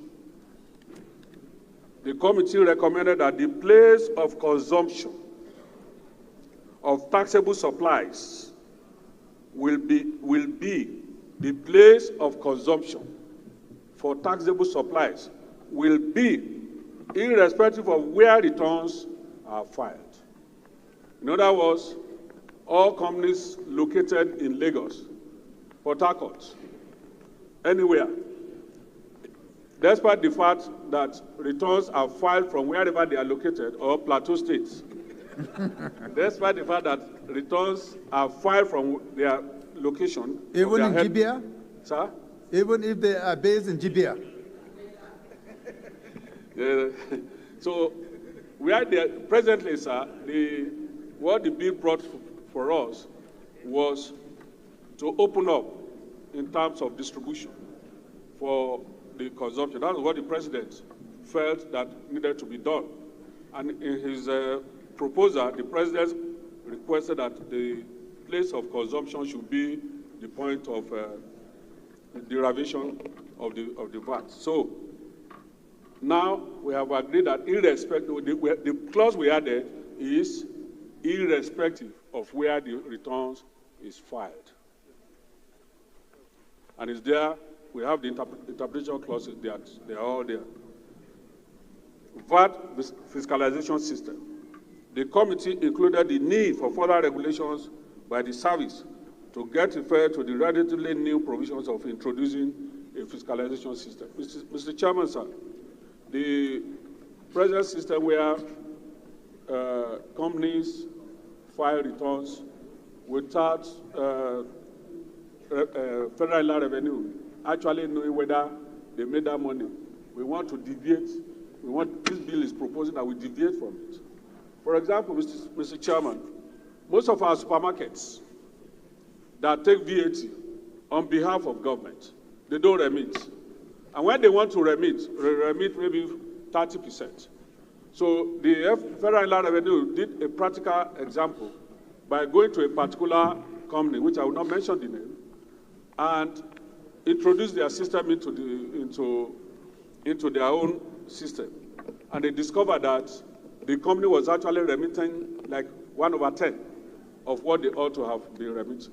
So we believe that if this is introduced by FRS to all commercial entities, Nigeria will start to benefit. Mr. Chairman, sir, we added in the bill before you that all companies must give access.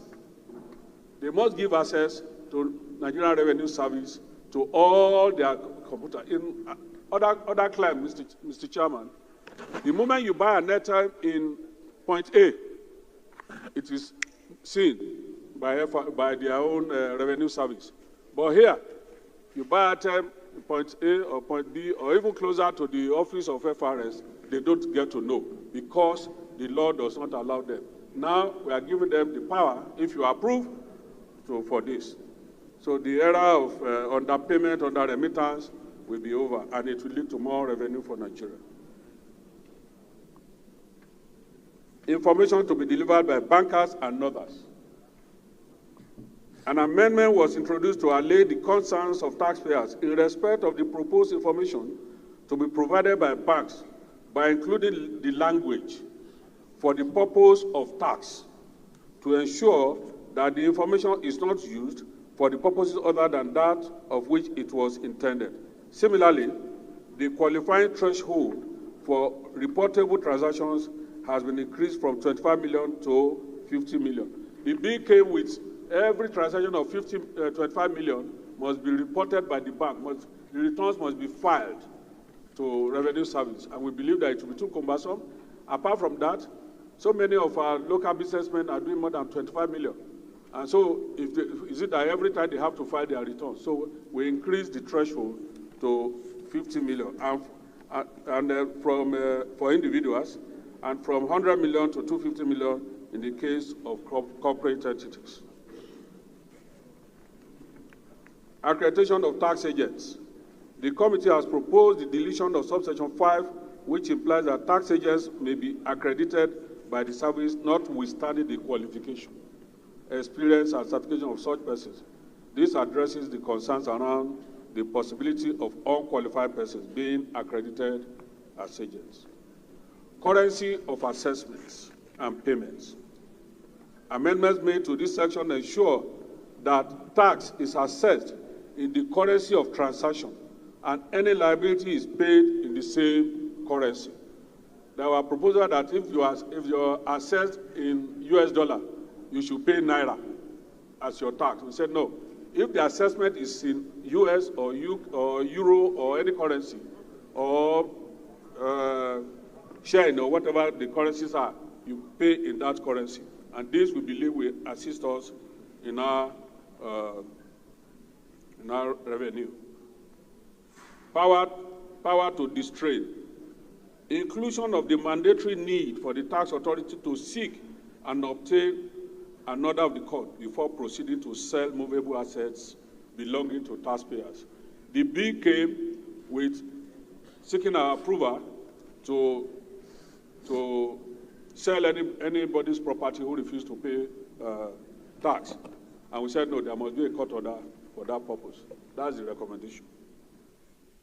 Enforcement of powers. A new subsection has... No, like that. You know, Lagos State was said that to have been rebased. Lagos State economy yesterday. So they now projected that Lagos State economy will be worth over $259 billion by the end of 2025. You know, an economy that is considered the 8th biggest economy in the entire Africa. And Nigeria economy is also projected, according to this rating online, they said Nigeria economy is expected to also hit 1.5 trillion, even as it is currently at less than 200 billion. Lagos State has the potential, of course, like what you have in California. Compare, if you have to consider all of the businesses that have their headquarters in Lagos, the new city where they are building themselves a new seaport, the Lekki, the Lekki Free Trade Zone or something, where they are also building their own airport, and they've done so much of a reclaim of the sea over there, enough that they have created kind of like, another economy. And it is also in that same Lagos, you have the Dangote refinery, which is also valued at $20 billion. So when you put together all of these, indeed, or what bearing does that have on the people that live in Lagos? That is going to be a question for, a different conversation entirely. Okay.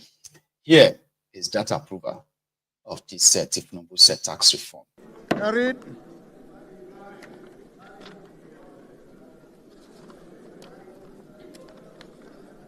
$36 to $40, 41 to $45, 46 to $50, 51 to $55, 56 to $60, 61 to $65, 66 to $70, 71 to $75, 76 to $80,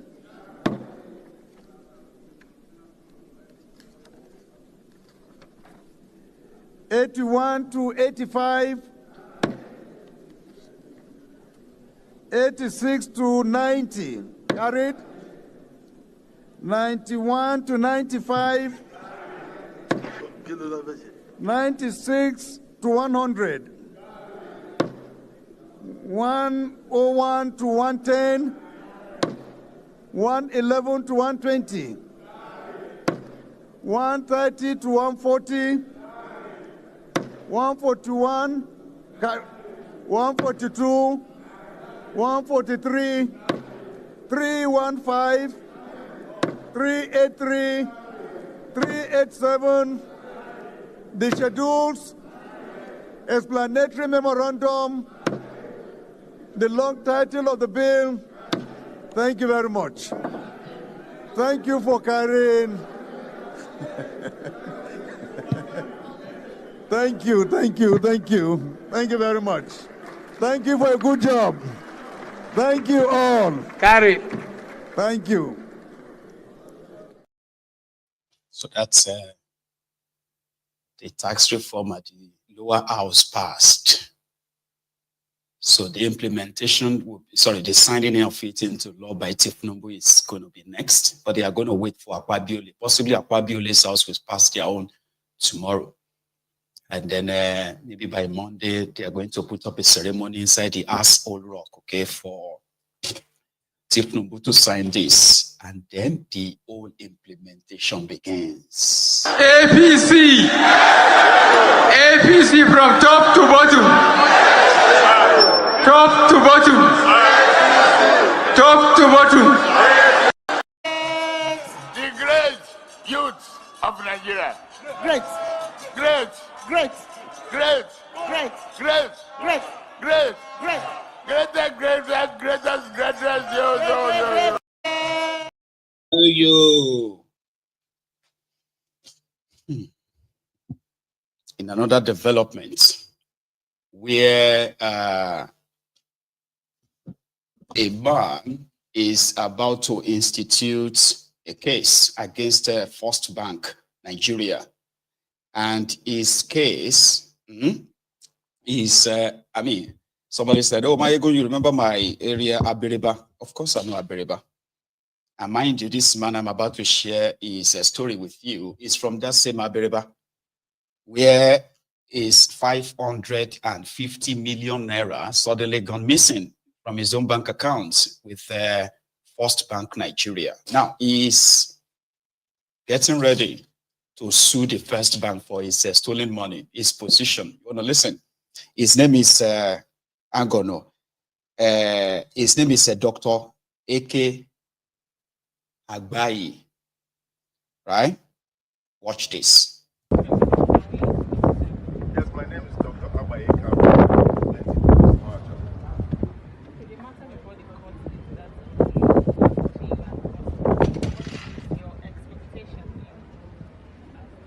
It's not so much of it. It's very sad. The First Bank that I have high respect for, an institution, a banking institution that is supposed to preserve funds of clients. It's so sad that an appeal was made to some of us, prominent sons of Fubara. And I went out of my way to have my entire retire funds, 555 million fixed deposit. Fixed deposit. There's the distinction between ordinary deposit and fixed deposit. A certificate of fixed deposit issued to me, 250 million and 300 million respectively, for over 10 years. From 2014, I left that because I did not want First Bank to be removed from my hometown. It especially came from the then group managing director of the UK, who appealed to some of us. Imagine leaving that point, but fixed. Then over time, as the Lord will have it, upon arrival into Nigeria, from the airport, I went straight to Abuja to pick some funds. 55 million in a savings account had disappeared. And that was what triggered this. They said I had just made a withdrawal at Omar Hapa. I said it couldn't have been possible. They triggered an investigation, and it happened that indeed bank officials had withdrawn 55 million in 6 installments of 10 million and 5 million respectively, of which they accepted. An email was transacted. They accepted responsibility, and it took about 1 week for the funds to be returned to me. It was then I became very afraid, as anybody would. Then I wrote to say I wanted to terminate my fixed deposit, only to tell me that my money was nowhere to be found. Stories. I mean, can you imagine that? And in the course of that, I've found out that First Bank has involved themselves in a lot of criminal activities of their staff. And they want to shy away responsibility, as if their staff was different from them as an institution. I couldn't have transacted with First Bank if not because of their agent. You cannot distinguish yourself from the agent. I don't want to make it look like it's the agent's responsibility, has nothing to do with them. That the agent has absconded, the agent has run away, they were investigating. I mean, can you imagine what have I got to do with agents? I dealt with First Bank in that capacity. Can you imagine what happened? Just imagine if you have your funds, because it's easy for people to detach themselves. And this is a reputable institution. And in the course of our investigation, we discovered that this is not an isolated case. That issues of officers of the bank, former chairman of the bank.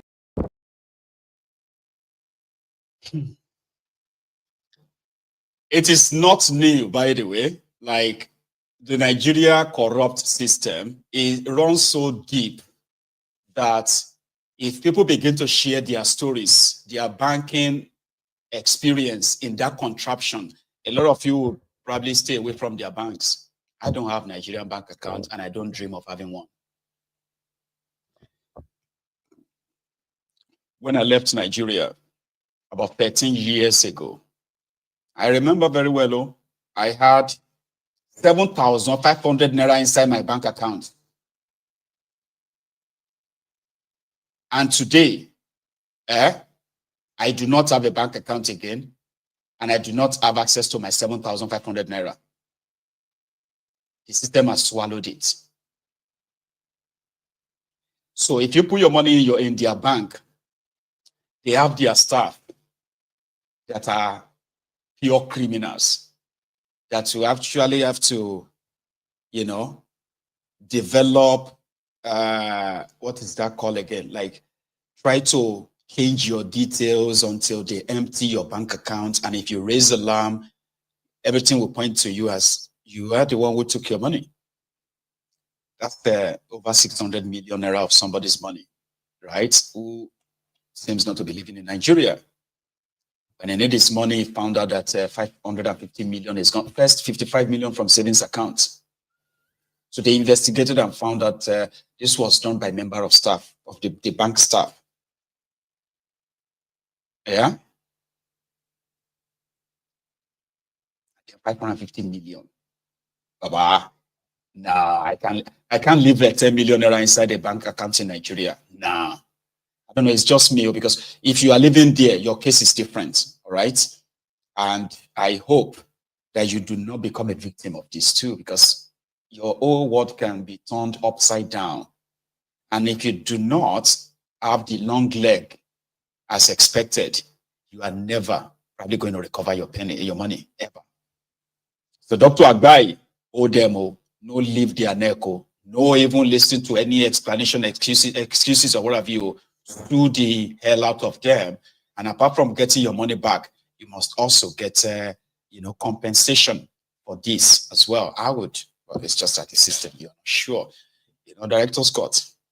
Now, talking about a system that is so rotten, right? This is not limited to the criminal politicians, by the way, including those who were supposed to be traditional rulers. Here is a story of the people of Amankau, Autonomous Community of Amori in Nkanu West local government area of Enugu State, right? The people had to protest because the supposed leader, his name is Igwe Linus Nwobodo, a supposed royal father. They're supposed to protect the interest of his own people in his own autonomous enclave. He chose to rip them off by becoming, a land grabber. Imagine a king as land grabber, like the honey of Ife. Honey of Ife, hold the haze as the number one, land grabbing mofo that is also sitting on a traditional stool in Nigeria. The biggest land fraud committed in the history of Nigeria till date. The biggest, I'm not saying the only one, the biggest is a crime committed by the man parading himself today as a honey of Ife. So look at this Igwe Linus from Enugu, what he has done to his own people. They had to protest, can you imagine? Our king is selling our lands, sending thugs after us. How?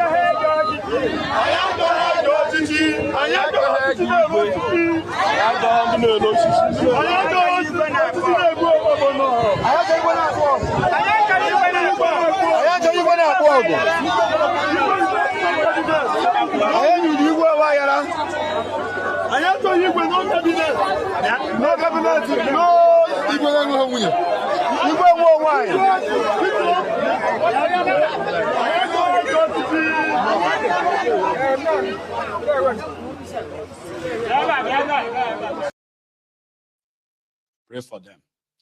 Now they are demanding for a new election of the town union, and at the same time the sanctioning of Igwe Linus Nwobodo, the supposed king of that area, who is chancing them. Thank you so much, by the way, everyone. I am going to keep the rest of the chat, or else we are going to spend the rest of the evening here. But before I go, right, I want to share this with you, and this is Soludumb. Soludumb was warned by one pastor who said, when Soludumb said that people who are preaching outside or in the market, making noise, they will be arrested and they will be fined, so some sort of pastors took that personal to warn him. However, Soludumb was right there at a Dunamis prayer crusade, a miracle crusade in Oka yesterday, and he had this to say. I want to say one thing. I commend Dunamis for organizing this in a very structured manner. I think September this year, the PFN will also be having another one here. And in November, the Anglicans and the others will be organizing one here. Because you have organized this in a very perfect, structured manner, you haven't gone to block the streets or block anybody. You are doing that in a very structured manner. I want to say by the next time, and by this actually what I'm saying here today, we declare and we say it, and I've said it since I came. In the next few weeks, when you come driving down this boulevard, you will see the light of the nation. And you will see the cross carrying the light of the nation. Hallelujah. That this state is predominantly a Christian state. And people say, oh, why do you say that? I said, no. I mean, when you find a place where you have 90, 95, 98% of the people professing one thing, it is appropriate to so say. And now that you have this, you have organized this beautifully well. As I was coming, I was just whispering to somebody and asking whether, did they pay for this venue? And they told me, you paid a few millions for this year. I said, I know Dunamis has a lot of money. But because this has been organized in such a fantastic way, organized in the ideal form of what group evangelism should be all about, we are going to return whatever you paid for.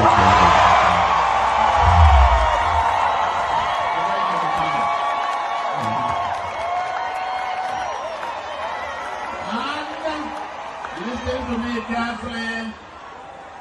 Next year, we are inviting you to come again. I know we have one. A PFL, you have one day, and the others have one day. But this one, Dunamis, I think we can have an exception, and you'll have it free next year. You can have it free next time. I wish the DBS in Anambra can also put something together enough as organized to impress Solute number as well, okay? Anyways, just by the way, and thank you so much, everyone, for your time. As promised, we now have just about 40 minutes to go, okay? So I am going to open the line. We'll take calls, but I'm going to first take a break, stretch my leg, drink some tea, and come back to take calls. So if you are going to be part of the conversation, you want to add yours to this, the number to call is right here on your screen. Use it. And when I come back, right, I may be speaking to you on the phone. So until then, right, stay tuned. I will be back in a minute or two.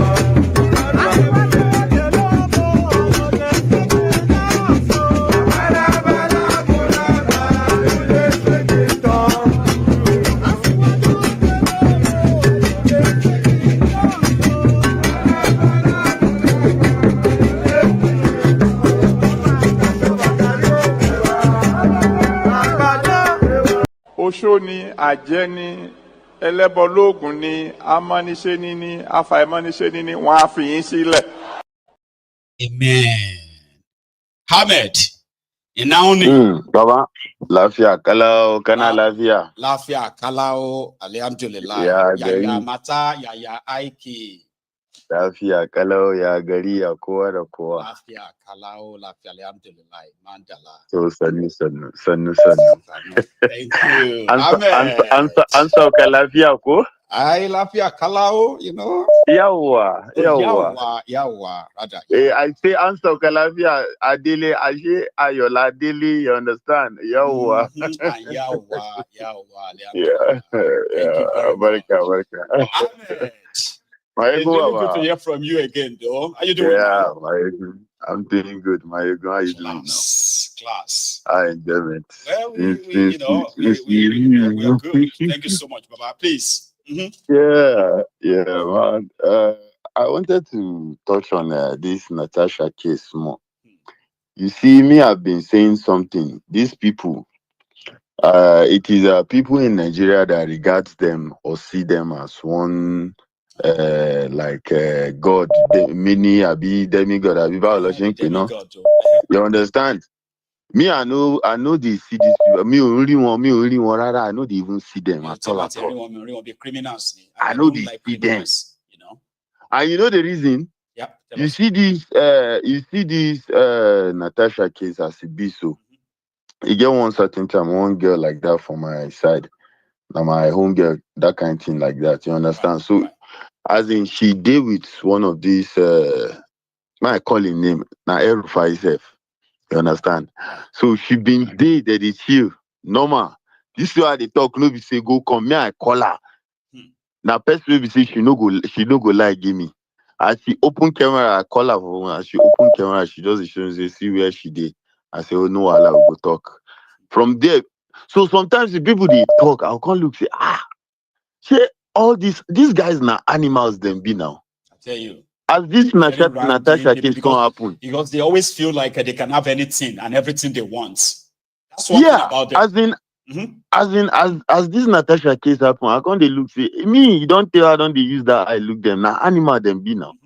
But if they talk and some people go they back them, say, as in no, this one they no, all those kind of things. These people they can follow anything. Girls for university, for polytechnic, just to go and warm the bed of these randy supposedly married lawmakers or politicians. Now today, if no be say if to say Nigeria and a country self, okay now imagine this Andrew Cuomo, former governor of New York. This one time where they be alleged and Cuomo say sexual kinikon. No be just resign. Happy now, if you want to say, you need to prove yourself that you need to go and prove your innocence. You can't stay in that power, that position, right? And expect any fear hearing or investigation to happen. The same you they can't submit something where we say now you the main culprit. Which can country be that? Yeah, and you call a country, you call that one a country. And some people are sitting there anywhere, they just they make noise anyhow, they do anyhow, just they look and say, she will long. Which kind of country be that one? It's not a real place, man. I hear one House of Rep member from Kasina, they move motion, see made them ban pornography for Nigeria. I tell you, they say everybody don't become addicted to porno. Maybe some of them are watching the one in their National Assembly, because I don't even see where this is coming from. You know, it make me laugh. That one, I just look at it even make me remember. I did one of them blog like that, this outside blog. As I see the posts, see the one ban porn. Somebody can write comment say, somebody Allah, I can send telecast accounts. As in, for goodness sake, where they want to make the poor people put their head. I got them waiting consign poor consign. No, I saw it somewhere, right?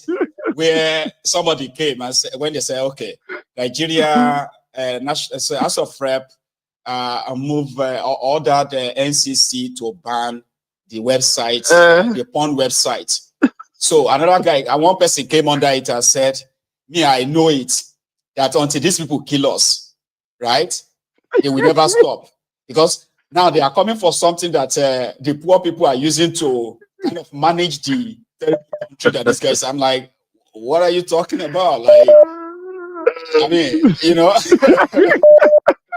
The way you see, if you understand Hausa, the way the guy type out, he say, "We saboda Allah idan ake son talaka ya sa kan shi godi you know talaka consign on website." Africa Wahala see that cap. If you see that Asiwaju Emilokon cap, it's so disgusting. It's not only disgusting. Mayegun, if I see person wear that cap, it do me like say man just end them. Man just buy that person. I swear to God. Really? The thing they vex me. Which kind of mad people? We feel so strongly differently too. Sure, you get now. So I feel like anybody who is telling you that thiefnubu will do 8 years, and nothing anybody will do about it. Like the way they say it too. I always see those people as people who are after our lives. Like, you know, because everything they represent. That's the reason the reason why you see me use that word "by," because at least na self-defense I won't do. Like you are facing your problem squarely. You know they go left. My problem, I don't know. Say this one, na enemy of progress. Kuku end there. My front, so make I just end down, make everything end there. You understand? But no Allah, God, we will continue to push. Thank you so much. We won't be like that. No Allah, my you have a very wonderful. Nice one. That's my trainer now. So next time, I did for you. Baba, I did for you. Another person has volunteered again from New York. So it's like at the end of the day, I'm at the Rambo last, you know. But thank you so much. Baba, I'm at do everything. God bless you. Yeah, Baba. Here is another caller, and I want to Adewale, the African Wahala. How you doing, Baba? Yes, sir, my brother. How are you? Yes, sir. The African I'm good. Wahala. It's been a while, Baba. Yes, so I'm just happy that you've started taking calls again, you know, back to the regular schedule. You know, when the traffic is not also much, I could use an excuse and say, you know what, we are not many. I'm just going to really bail out bail now. But sometimes I'm unable to help it. So yeah, here we are. Yeah. But yeah, thank you so much for the efforts, for not giving up. Because, man, brother, what you're doing, you probably already know, but it takes a lot to keep on doing this. You know, it takes a lot. So I appreciate you. Thanks, man. Thanks so much for the support as well. Yeah. You know, because sometimes, right, I think to people, when people say, "Oh, you know what you're doing is so great," and then you know, I appreciate that you keep pushing another. I'm like, well, I have reasons not to give up, because at least I have the chance to serve at least you know, between 10 and 40,000 people every day. That actually have to tune in to check what's going on, what's Mayegun saying, what's going on. And because of all of you that usually give me this support, show up every now and then, you know, you are the reasons why Mayegun can't really give up now. Do you get that? And I'm so grateful for having all of you around too. Papa. Thank you. And people, man, if you want to keep on encouraging Mayegun to keep on doing what he's doing, you know, the least you can do is to click the like button and possibly share the content, you know, just so that more people can get into this, and, you know, it goes farther than it currently is. Natasha Akpoti, Akpabiole, I think that this is my own personal opinion. I think Natasha is going to end up apologizing to Akpabiole. That's what I think. And the reason I think so is because And I might be wrong. I'm not saying I'm 100% You have every correct right all to the be time. wrong. That's why I tell people, I say, listen, Yeah. I am human and I have every right to be wrong. So which means I have to take a position before I can know if I'm right or wrong, right? Yeah. So go ahead, man. So you know, before people get into those political positions in Nigeria, we all know, at least those of us in the Temple of Truth, at least 50% of us in the Temple of Truth know that you have to dine with the devil before you get into those positions. And in order for you to dine with the devil, you have to have some unscrupulous characteristics about you. So if that is the case, Natasha, and I'm not trying to bash Natasha or anything, I bash all politicians, all senators, all ministers, all governors, presidents, and all. They're all criminals as far as I'm concerned, past and present. So Natasha being suspended, and many people are, having that emotional sentiments towards her. Yes, it's understandable. She was, I believe, 100%. She was definitely sexually harassed by that thug, that Randy. It's just like a pastime for them. They just didn't expect her to make a fuss about it, kind of. That's it. And the reason why I all those strongly women believe reacted that way too. They're like, "Oh, come on, it's a normal thing now. I mean, come on." Yeah, it didn't remove your skirts, Abi. Maybe he hasn't removed your skirt now. Maybe he's just talking about, come on, that's normal. Because to them, it's like a pastime kind of convo. Yep. That's it's a normal thing in Nigerian offices, in universities. Before you can get promoted, before you can pass a course as a university student, and you're a fine girl, you're going to be sexually harassed. To be a girl or a woman in Nigeria, you and I will never understand. Man, Mayego, let me share one of my experiences. So when I was in university, go on. UNAB, that's where I went, Abeokuta. My professor, Bangoshe, that was the guy's name. This guy was the head of the department, and he was obviously sleeping with many girls in my class. So one of the girls that refused to sleep with him, the guy started tormenting this girl, tormented her for so long. We all knew about it. But the Nigerian structure, you're not powerful enough to do anything. If you go and report that professor, you will get expelled from university. That's how Nigeria works. They will say you are. That's how it works back then. You are trying to destroy a very godly, good man. They will tell you he's that's how it works. He's a responsible. You will even see his wife. His wife may even come out to come and lead the protest and say, "My husband is a very God-fearing. My husband can never do anything like that. We have 3 daughters. They are, all that kind of argument, right?" I said, "Oh man, yeah, Eh? They bring in emotional, they bring in culture. Oh, don't talk to your elders that way. They bring in religion. Oh, he's a Christian. No, he's a godly man. He's a pastor. That's what they say. So at the end of the day, I had an encounter with the guy.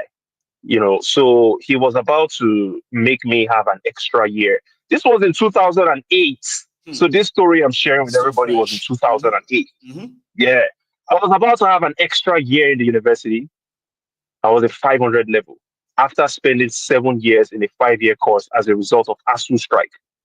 So my mom happened to be passing through Abeokuta during that time. And then she came through and she started pleading with this guy. To be honest, I didn't have as much pride as I have now. If I have the same pride that I have now back then, I would have told her no. In fact, I'm going to get rusticated. I don't care. But I let her beg that guy. Yeah. My mom knelt down and begged this clown. And I was looking at it like, God, I know this dog. This is an irresponsible criminal. But what can I do? So that is a microcosm of the Nigerian experience. You will have to abide to the lawlessness. You have to conform to the irregularities in order for you to thrive. And that's why I believe Natasha Akpoti will most likely come back. However, if she doesn't come back and apologize to Akpabiole and the thuggish, ruggish Senate, she will have my respect forever. And people like us will push her, will continue standing behind her, fight for women's rights. Women don't deserve to be treated the way women get treated in Nigerian official spaces. But like I said earlier, I believe she's going to go back and apologize to the Senate. Well, but thank you so can much, put your money General. on that. I mean, I will also possibly say it when that happens. I say, Africa Wahala, you won. You need to go and claim your, So, Baba, thanks so much from that side or perspective where you have taken this to, okay? Thank you. Yes, sir, brother. Thank you so much. You have a good one, okay? Cheers. You too. Now, this is Jefferson from, are you actually from New York? Jeff. I'm from Houston. I'm vexing with you small. You never even said a single hello. I called you, but you didn't get me. Maybe yes, I called you. I actually called you. I was trying to reach out to you, but I was like, wow, this guy's Nigerian number is gone. I was like, this guy's number is gone. I was like, what is going on here? My number. I gave my US number. And I tried. Hey God, maybe I mistake. Maybe I missed out this.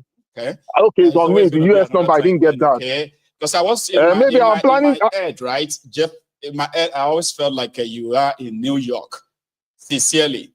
So now that you said it's Houston, you now sort of. It was Houston, and I was trying to reach out to you, and it's all right. I was trying to reach out to you, now that I know better, exactly. We will always have I promise. How are you, Jeff? Yeah. Oh, I'm doing very great. Fantastic. I'm doing very, very great. Yeah. Fantastic. So I'm actually calling because I wanted to sanction you small for the Houston. We miss each other in Houston. You first, so I won. Exactly, but there's no problem because you said you gave out American number. I wish I knew where the American number was because I was looking for. I even made comment. I said, what's going on? There was a program when I was in the US, my God. I had a program in the US and I was like, okay, you know what? I'm going to give you the number anyway. And I gave it, and man, if you check this my phone, within a few minutes of sharing the number, I had like about many guys came. Messages, right? And out of the 60 messages, I promise you, like 11 of them are those who are within the Houston. Unfortunately, wow, it wasn't really planned properly, right? Few came to my hotel. Others came to the Tortoise Bar where we had quite a weird chat. And indeed, I take responsibility for not planning it well. But next time, it won't be like that. No, there is no problem. What's going to happen if I even come to UK, so I'll try and even reach out. So it's a 2-2 situation. Too, Yes. Anyway, yes. All right, let's go into the political craziness. Of course, what is going on is, let's look at it this way. To me, I just feel they are just making a fool of themselves. Wike now is going against the same militants that was helping him during the time Buhari came into power. When Buhari came into power and they wanted to oust him, and the APC wanted to take over, they almost kicked him out, but it was the same militants and co that helped him during the time of Amechi, when there was a feud between Amechi and himself. So now he's saying who is the militant. Inconsequential. That's what he said. Exactly. No, he just saying all manner of things. He just goes to show, there's a saying back home that once you eat belly food, that you don't use your brain anymore. So, and that is what is going on with him. That's what is actually going on with Wike right now. So, and he has forgotten so easily, but he doesn't know that power is transient. And anything he's doing now, his children are going to suffer for it because he doesn't know that tomorrow people will still always remember tomorrow. Right. Anyway, that's what I'm not really bothered about that, but I feel that Fubara will be all right if he plays his game very well. Because at the end of the day, even Tinubu might not really be interested in their matter so with the way things are going. Jeff is so much interested because somebody that is in control of what happens in Rivers, which is the Niger Delta region, right? So what happened in Rivers politically is so crucial, so important. Is not really interested, the way the northern arrangements continue to collapse now. The Muslim arrangement is collapsing. Hitman has become useless, even worse than Pastor Ruga. Remember when they said Pastor Ruga is selling ice cream, right? It's a spear to Buhari. Now, remember also, right, that before this emergence of thiefnubu, Hitman was going all about the place saying that he will be the one in charge of security. Thiefnubu will be in charge of economy, remember? Now, today, Hitman is as useless as a used tissue paper, okay? So, therefore, it does matter because they believe that the lies they put together for their Mumu ticket in the north has collapsed. And if that is something to really count on, it simply means he will be looking down south, okay, where the proper rigging will be done. And yeah, if Rivers and who's going to? Yeah, you're right. You're right. Proper rigging, but let's just see how it goes. We don't know how it's going to play out. What I actually suspect will happen is that thiefnubu, who is acting like he's on the side of Werey Wike right now, all right, is also on the side of Fubara. What he is doing right now is to see who is going to cancel who. So if Fubara succeeds in cancelling Werey Wike, then thiefnubu will drag him closer, right? And if Werey Wike manages to kick out Fubara again, right, that means thiefnubu will still get with Werey Wike. So anything that happens either way, he is interested though. Don't say he is not. He is. Anyway, to me, I just feel that they are just bantering with themselves. And finally, let me talk on the issue of is it, what's her name? Is it Natasha, is it Akpoti, right? Yeah, Akpoti and Akpoti. Yeah, so to me, well, it's a good move that she reported it in the UN, but we don't know what the UN will do. Maybe, of course, as far as I'm concerned, the world system has actually collapsed. Her reporting the senator, the senator in the, they might do something, but we don't really know to what end. Nothing they can do, because right now, because right now everything is just left, right, and center. And I feel for the women, but again too, there's no smoke, but there's no smoke without fire. Let me just put it at that. But look, me personally, I just feel that no matter anything any man wants to do with anybody, women, of course, some of the women too equally cause it for themselves in a way they because of the way they behave. And because I equally said it with some few callers that some women will go behind and doing things with lecturers, with head of departments, with directors and everything. So all those things are a factor for men to be disrespecting women, and that's why, and that is what is causing the problem right now. But on the side of being in the National Assembly, where everybody is playing an equal, where everybody's on an equal level playing ground, I feel that the female, whether female or male senator, everybody should be respected.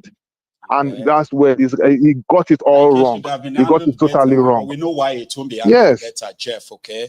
Normally, let's say, me as a person, right, I don't ordinarily, possibly agree that Akpabiole was wrong until the actions these guys have taken in the last 1 or 2 weeks now, okay? Because if they had allowed this investigation to take place, right? So we can possibly find out if Natasha was lying or if she's saying the truth, right? That's another thing, yes. Would have had an opportunity of clearing his name. But this effort of trying to silence her shows to me, knowing what about these guys as well, automatically maybe he's guilty. Of course, they actually are. And don't forget, it's not only how that this take place, Jeff, right? They would have found out if she's lying or honest.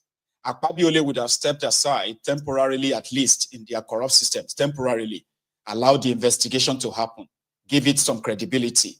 And even if you have to manipulate it later, right? At least show the sign that you are complying with a process. But they didn't do any of that. We saw how they haphazardly just suspended her, and they are doubling down on exactly. That, exactly.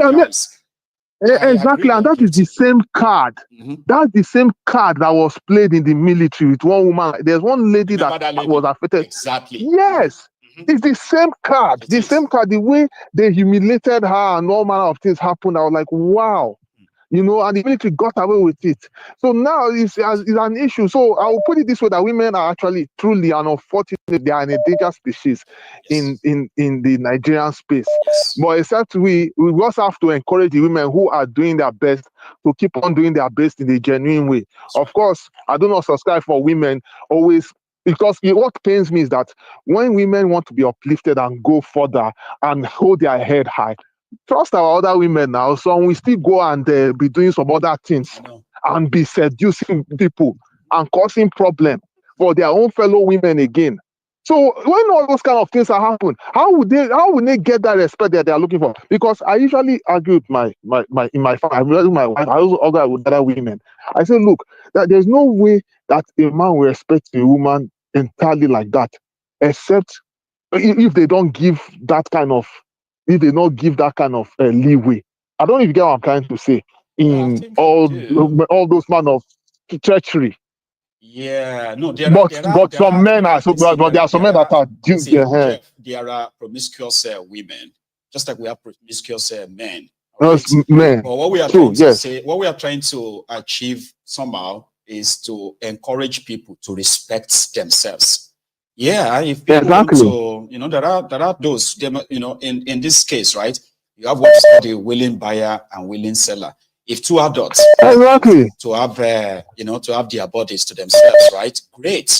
Whenever somebody says no, that should be respected. It doesn't matter if hundreds of women are throwing themselves at you.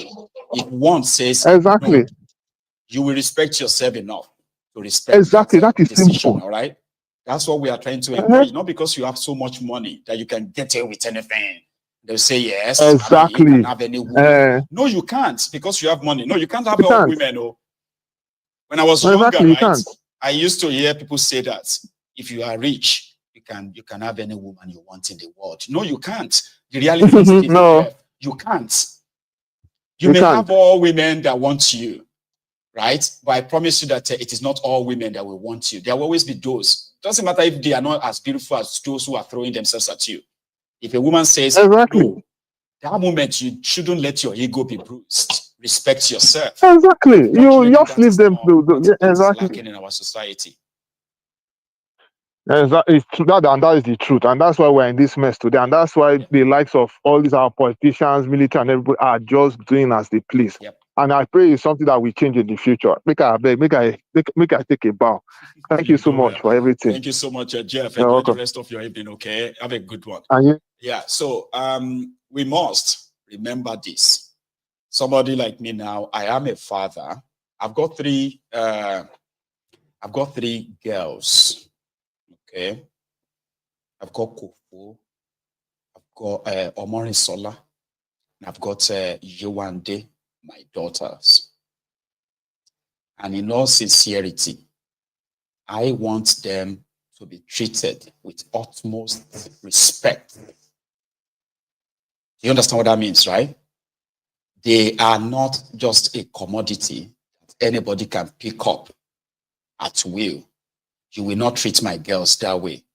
You won't treat my own sisters anyhow. If I get to know, then we go fight.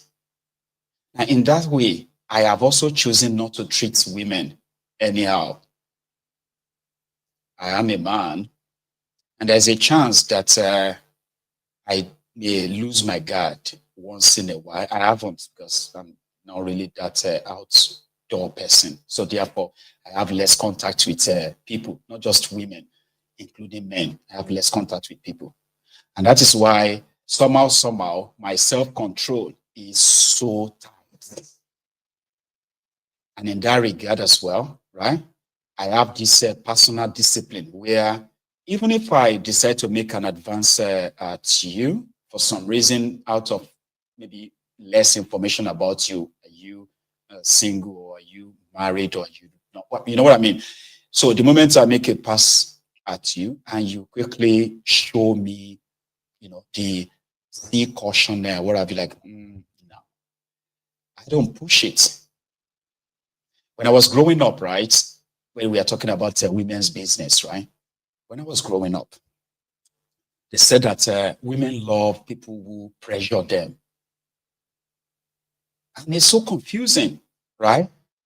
When you tell a woman and say, oh, hi, my name is so and I would like to be your friend. Say, no, I'm not interested. So I was raised in that contraption to believe that when a woman says no, she actually means yes, which is so wrong. There are so many young people raised that way. And I'm so grateful. That's why they said, traveling is also one of the best education in life. You travel first. Go and learn about people. Go and learn about culture. Go and learn about other people. And then you realize that this world, right, does not revolve around you because you are a man. Right? Before I left Nigeria, again, You know, when I was a young boy, right, I had my own fair share of, girls. Not many, but few. So I was also kind of made to believe that if I want to have sex with the opposite sex, and she says no, they say she actually means yes. This is how they messed young people's brain, mess up with their heads, right? Or if she says no, leave me alone. No, she is practically saying yes to you. That is not right. Until I came to this country and I realized that no is actually a very powerful word to save yourself from jail. Yeah, even your own girlfriend, right? If she says, even when she has agreed that okay, let's do something, right? And then suddenly she's like, no.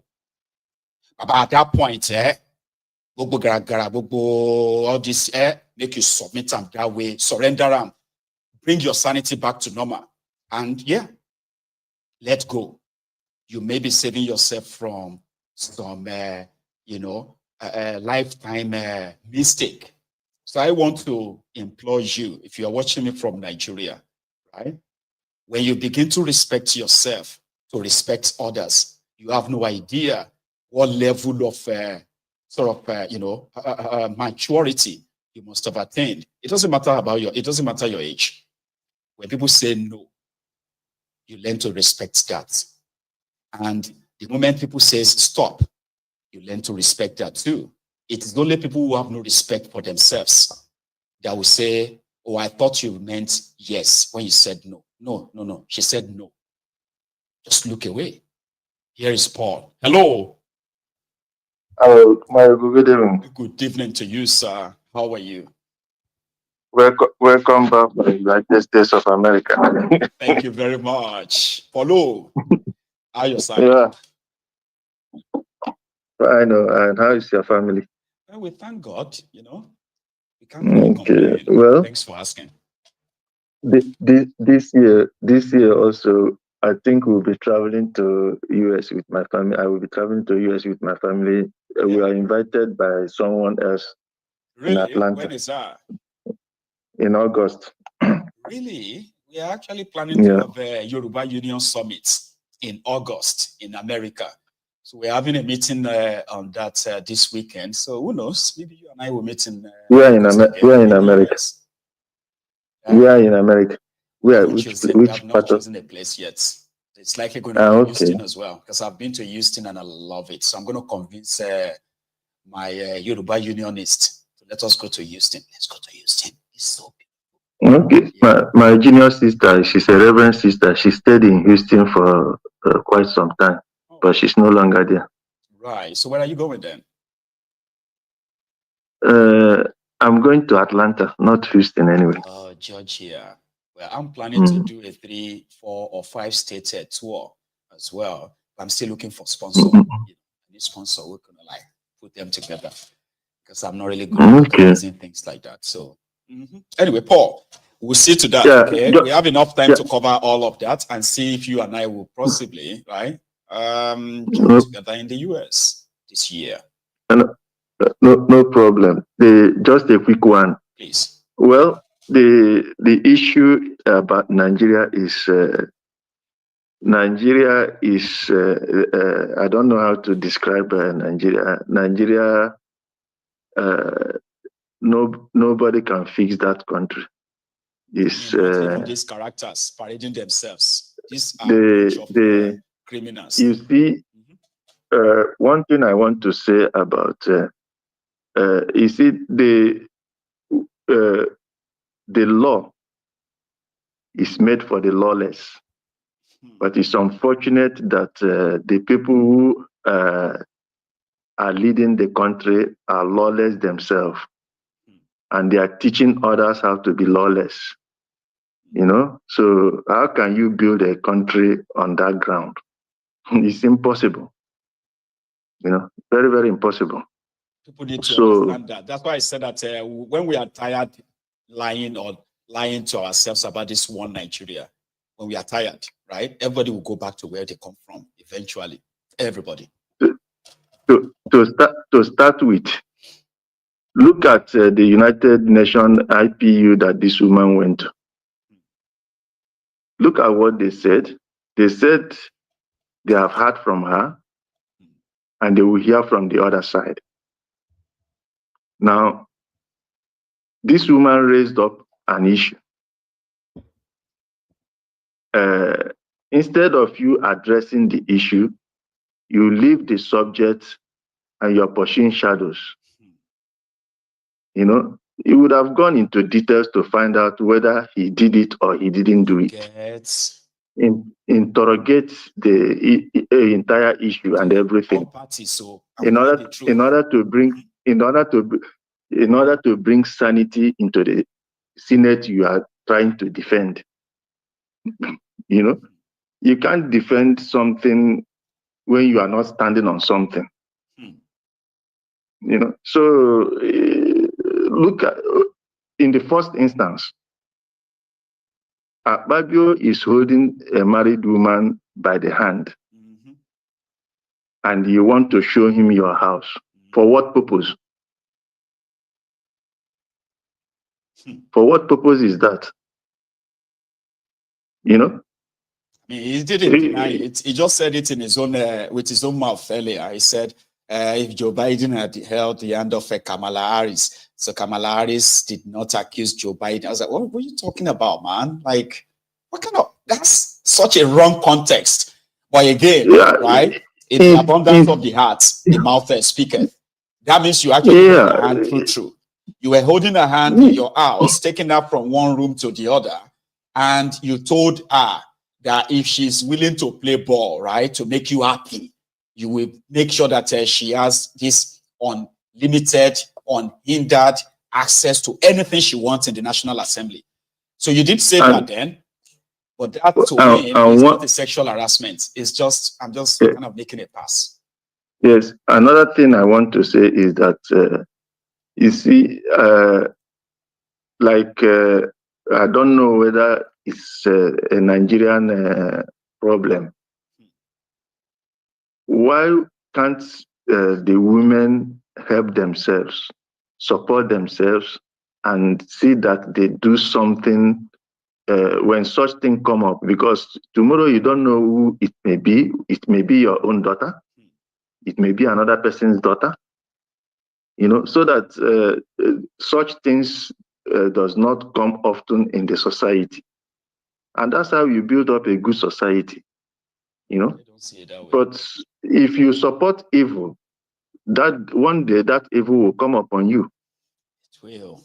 Although, and there will not be any person to rescue you because you are the one who supported it in the first place. Thank you so much, Papa. We will keep sharing these our thoughts, and then we hope that those of us who are in the know of how rotten this entire system is, we continue to have every reason never to be swayed or swallowed by this rotten system. Because listen, people knows the truth now, right? And if anybody pretends not to know, it simply means that they are just deliberately being ignorant. So it's by choice. You see, and I want to, you see that what do you call him, OPME or whatever? That man is a nuisance. It's a nuisance. Yes, it's a nuisance. He doesn't know what he's doing. You know, he doesn't. I think he stumbled into that position just by default or whatever. You know, he's from Ekiti, and he's a former commissioner in Lagos State. He's a thiefnubu. So you can tell. People like him belong to people like Reno Mokri. I put them in the same, and they are Sari Dokuba, all those kind of people. You know. Yeah, I group them. There are many of them, but at least these three, you know, I just group. I know that. I group them. You know. Yeah, my time is so far gone now, and yeah, thank you so much as usual for calling in. Okay, I am going to thanks for giving me audience, and well done for the good job. And take care and God bless. And you too. Yeah, bye-bye. Thanks a lot. Okay, that's Polo right there, brethren. So to all the Templars tonight, it's been quite a convo. Our time is far gone now, and I know we still have like about 2 people on the line trying to get through, but there is no time. So I do appreciate everyone, and I'm going to see you again tomorrow. Indeed. So thank you so much for your time. Enjoy the rest of your evening. Okay. And don't forget to like and share the broadcast if you haven't done that already, or maybe even subscribe onto the channel as well, right? So good night from here.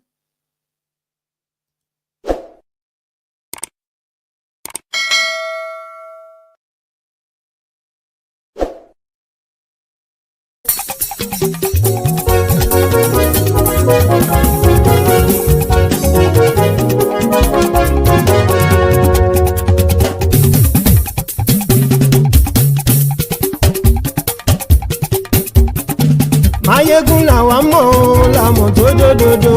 Mayegun dayari Mayebi number one. Mayegun làwa mọ̀ làmọ̀ tó dòdòdò. Mayegun dayari Mayebi number one. Mayegun ti dé o ọ̀rẹ́ ara ìlú. Mayegun dayari Mayebi number one. Lórí Facebook lórí YouTube. Mayegun dayari Mayebi number one. Gbogbo bó ṣe ń lọ ni Mayegun já wa sí. Mayegun dayari Mayebi number one. Àṣírí ọ̀jẹ̀lú kì í bò níbẹ̀ o. Mayegun dayari Mayebi number one. Bó bá ṣe eré àní Mayegun máa wí. Mayegun dayari Mayebi number one. Ó sì tún ṣe eré wàá gbọ́ níbẹ̀ o. Mayegun dayari Mayebi number one. Mayegun dayari political. Mayegun dayari Mayebi number one. Godfatherism kò sí lọ́rọ̀ Mayegun. Mayegun dayari Mayebi number one. Ẹ farabalẹ̀ sẹ́ o kẹgọ́rọ̀ lẹ́nu o.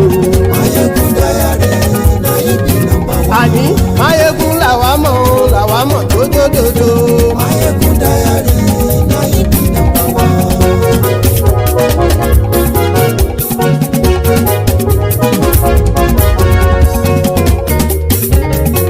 Àní ẹ̀sùn ràkì.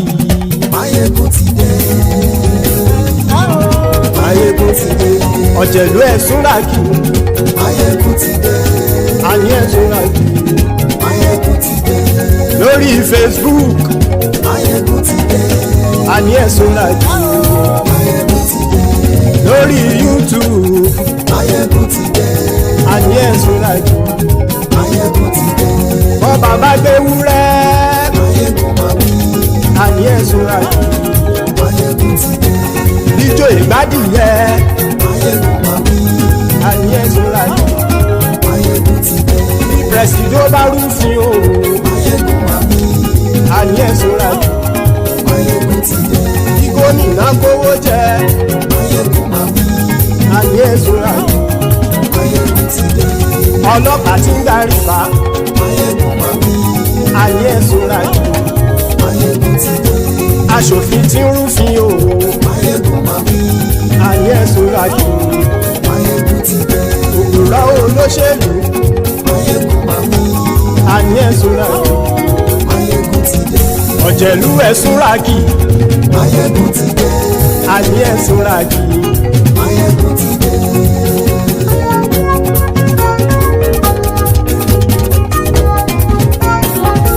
Mayegun ti dé. Gbogbo ọ̀jẹ̀lú ẹ̀sùn ràkì. Mayegun ti dé. Gbogbo ọ̀jẹ̀lú ẹ̀sùn ràkì. Ṣùgbọ́n ní bá ti ṣe èyí tó yẹ kí wọ́n ṣe, ọmọ bá dèrò ní fi wọ́n níran o. Mayegun ti dé. Gbogbo ọ̀jẹ̀lú ẹ̀sùn ràkì.